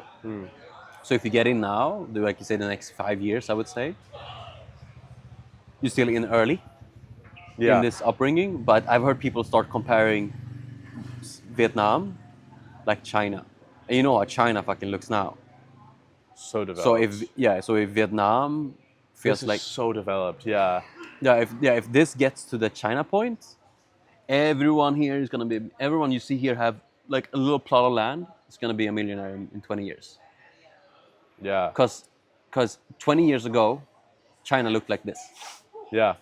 No, 15 years ago looked like this. And now Right? everything is just so high. Yeah.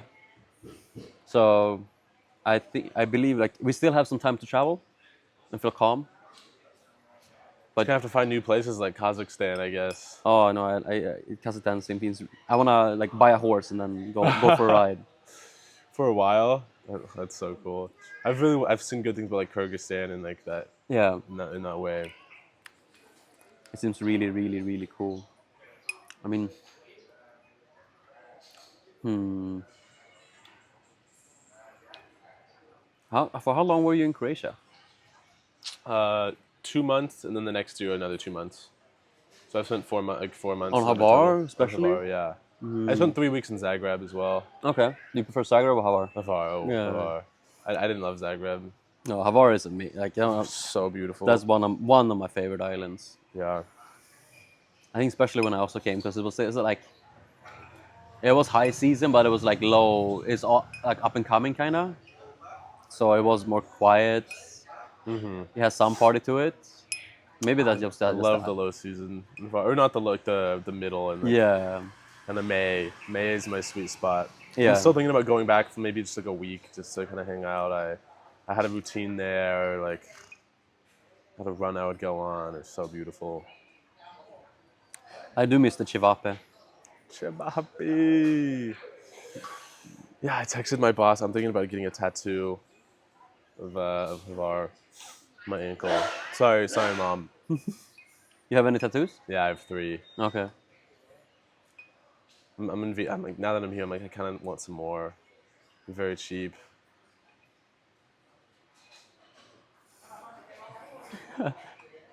Yeah, you were partying it yesterday. That's Oh. good. Too much. I still came back at a reasonable hour. I'm not. I wish I liked to go to. Not really, but sometimes it would be nice to enjoy going to bars and going to drink and partying. But I really don't like it. I tried. You can't force it. Yeah. I used to like it so much more, and I'm losing it a little bit. But I never liked it. Even when I was 18, I didn't like it. Because like when I was Really? 18, I went out clubbing. Like, I remember the year I was 18, I went clubbing 2-3 times, wow, and every time was like, no. I just kept trying. The year after that, like 1 or twice. do you prefer just like getting like drunk with some friends, or just not really? I do love getting drunk, but I usually have a lot of things going on. So I feel like I have a lot of hobbies, and most of it is very active. So if I drink, I fuck up my hobbies, so I have less fun. Totally. And I also have this thing that I don't really get hungover, but I get like depressed, Dude, dopamine deprived. my hangovers now are so. I mean, now I'm not too bad. I hardly drink enough to get hungover. But in China, I was. My Indian friend, we went really hard, and wow, Yeah, I could not produce happiness for like 2 days. yeah. It's like if after heavy binge, like if I get super drunk, it can be like 2 weeks for me being depressed, Oh my god, and I do it's have not to. worth it. No, not at all. And now I kind of find a sweet spot where I can still kind of get drunk, and I'll usually always be like kind of sad the day after, but or like not sad, depressed. Um, 1 or 2 days, and then I'm usually back. But I don't drink that heavy, and also, but I don't enjoy partying. I love getting fucked up. Like if we're in the middle of the forest, then we just like Playing cards with friends, like yesterday, that's what I did to get drunk, and yeah. that was more fun than the actual clubbing. I actually liked the dancing and whatnot, but I was like, Yeah, I do remember you dancing on the boat quite a bit. yeah, Yeah. So I don't like dancing. I mean, I can do moves for 5 minutes max, and then I'm out. Yeah, I have like 30 minutes now, and I'm like, okay, I think I'm good. I've done what I Yeah. need to do. Where's the Picari at? Having said that, there's a chance I go out tonight. Man, do it. There's a couple like really famous clubs here, but I haven't been to anyone. I've been, of course, to Walking Street and seen that. That's crazy. So crazy. Yeah, you think Calzone is crazy, but no, that place is fucking nuts. Way, Dude, way louder. I think this place, I like it more than Khaosan. Yeah, me too. Khaosan, ugh. No. Soy Cowboy. What is Soul Cowboy? I've heard of that. It's like the stripper and the stripper street. The strip. Oh. Like, so it's basically just strip clubs and bars. Is that like the Bunch same of as ladyboys like also. Nana Plaza? Yeah, that's like the one big place. There's Soy Cowboy and Nana's. That's like the two main ones. Oh, okay. So those are separate. Okay, I don't think I've been to Soy Cowboy then. Yeah. Soy Soy. Not really say my Nana's. thing. Nana's is more fancy. Really. Yeah, and you know how Nana looks. I went around like because Nana there's a bunch of them and you gotta go in and like show ID. Yeah. I went in just to, like check it out, but it was before anything started, so I didn't like see any shows. It's like that's not really my vibe. Yeah. And I got a burger that was just Did you say ping pong? in Phuket years ago. Oh my god, that's a story. I kind of. Never again. Yeah, same. Never again. Never again. Like it's enough, and I kind of wanted to avoid it because like I don't think it's a good thing. I don't want to support that No, at all. I got dragged there myself, and it was, god damn it. I mean, I didn't really get dragged. I mean, It's like I just need to experience this while I'm here. yeah, and also like so I was with this one girl I connected with, and we kind of had our last date together that day because she was gonna leave the day after. So we had a really good day and fun and everything. And at night we kind of went out for a drink at like a sky bar and like a good time. And then we went to because it was her first time in Bangkok, and I was in Bangkok for like a month then, so I've seen quite a few things. I'm like, yeah, let's go to Nana's or like just see a wild street Yeah. because she wanted to see a wild street. I'm like, this place is kind of wild. You see strippers and old men everywhere. Like, Yeah. it's a vibe. 50-year-old dudes. So we just walked through it and we're like, she was like, yeah, dude, damn, this is fun though, but damn. And then we walk out, and then this guy, of course, wanna see, and we're like, both me and her look at each other at the same time, and go like, once in a lifetime. yeah, but like, there would be a fun last date to go. That's the most. If someone asks me what's the weirdest date you've had, Yeah. that's That's would a be crazy date. yeah, because me and her were like, okay, let's go, and we see. The first thing that happens, we don't sit all the way. We sit like midway to the central scene of in the middle where the girl is. The first thing that happens is that she puts a banana in, and she shoots the banana onto the girl. Like, it's like me. We sit here, and Onto like someone watching, a spectator. no, we were the spectators. She shot it on us. She got hit with the banana, and she was like, say not the little water thing here, but say the like in front of the flowers. Wow. Say like that spot, and we sat this far away, and she shot Really far. Yeah, Oh my aimed it God. at us, and shot her, landed here, and like we were like, oh! And after that we were like, should we see more? Like we were both like, we have to kind of see a little bit more, see the next thing, and we just hop back to like the back street where you can't get shot. We just have one beer and we watch her shooting bananas, one shooting ping pongs, a couple boys catching ping pongs, and then one girl was drawing with her pussy. She was good at drawing. Drawing? Yeah, she drew like a horse or something and then signed it and then What? gave it to someone. You can buy it. Put a pen up. That's wild. No, I don't support that at all, but it was a No, it's kind of so that was- sad. that was a wild date. When I did it, I was with like my friend, and he met this girl, and so we're gonna go on a double date. Yeah. And she was from the Netherlands. She was like, oh, like let's go to a ping pong show. And me and him were like, no, no, no, no, no, we're fine. Of course, Netherlands. Yeah, she was crazy. And so we go on this double date. The other girl cancels, so it's just him and her, and then just me. Third And wheeling. yeah, it was fine. Like Yeah. they were nice. They were hitting it off, and so I had some like other health stuff going on. I had like scabies, and I didn't know what it was. So I accidentally took a ton of Benadryl and Allegra. So I end up overdosing on Benadryl. So I'm like, I go to show him something on my phone. I'm like, and I'm like this, so I'm fully just out of it. And they're like hitting it off. They're just getting so drunk. What the fuck? And I'm like, hey, I need you to walk me home. And he doesn't, so I have to walk myself home. It's only a couple minutes. And I get back up because I told him I'd meet them back out. And Yeah. we meet at the bar. We're supposed to meet. They're hammered at this point. They're like making out. Yeah. Oh my god. And so I can barely stand. I'm Yeah. holding on to things. And she's like, oh, Jared, let's go to the ping pong show. And I'm like, can we just sit down? Like, can you sit down on the ping pong show? That's all I care about. And she's like, yes, of course. So we go, and the first thing she pulls like I have like sunglasses on. I'm like leaning. She pulls like a fish out of her pussy. Oh, you wake up. oh my god! This is like the worst thing that could ever happen to me. The next girl pulls like a parakeet. The next girl pulls like a hamster, and they do that. One of them like they shot a balloon. Like they made me hold a balloon, and they shot the balloon. Yeah. weird thing- No, I saw that as well. Shit. Fuck crazy. Then the weird thing that weirded me out was everyone who besides me was in a couple. I was like, why is this a couple thing? I guess you went on your date. Like that kind of makes sense. They were like 50-year-old couples, like just watching this, Oh, shit. and I'm over here. And then the last one I saw, like she pulled like razor blades, and after that I was like, no, I'm done. I think there's like a tube. I don't know. They showed it was sharp. They like, cut a plastic straw up. I was like, no. So I had to go walk myself home on Benadryl, and that was like the most depressed I've ever been. I love that was not. Most people would. I think a normal person would account that as a mistake. Getting over, That was that actually was that was the biggest mistake. I Okay. will never take Benadryl again. So, yeah.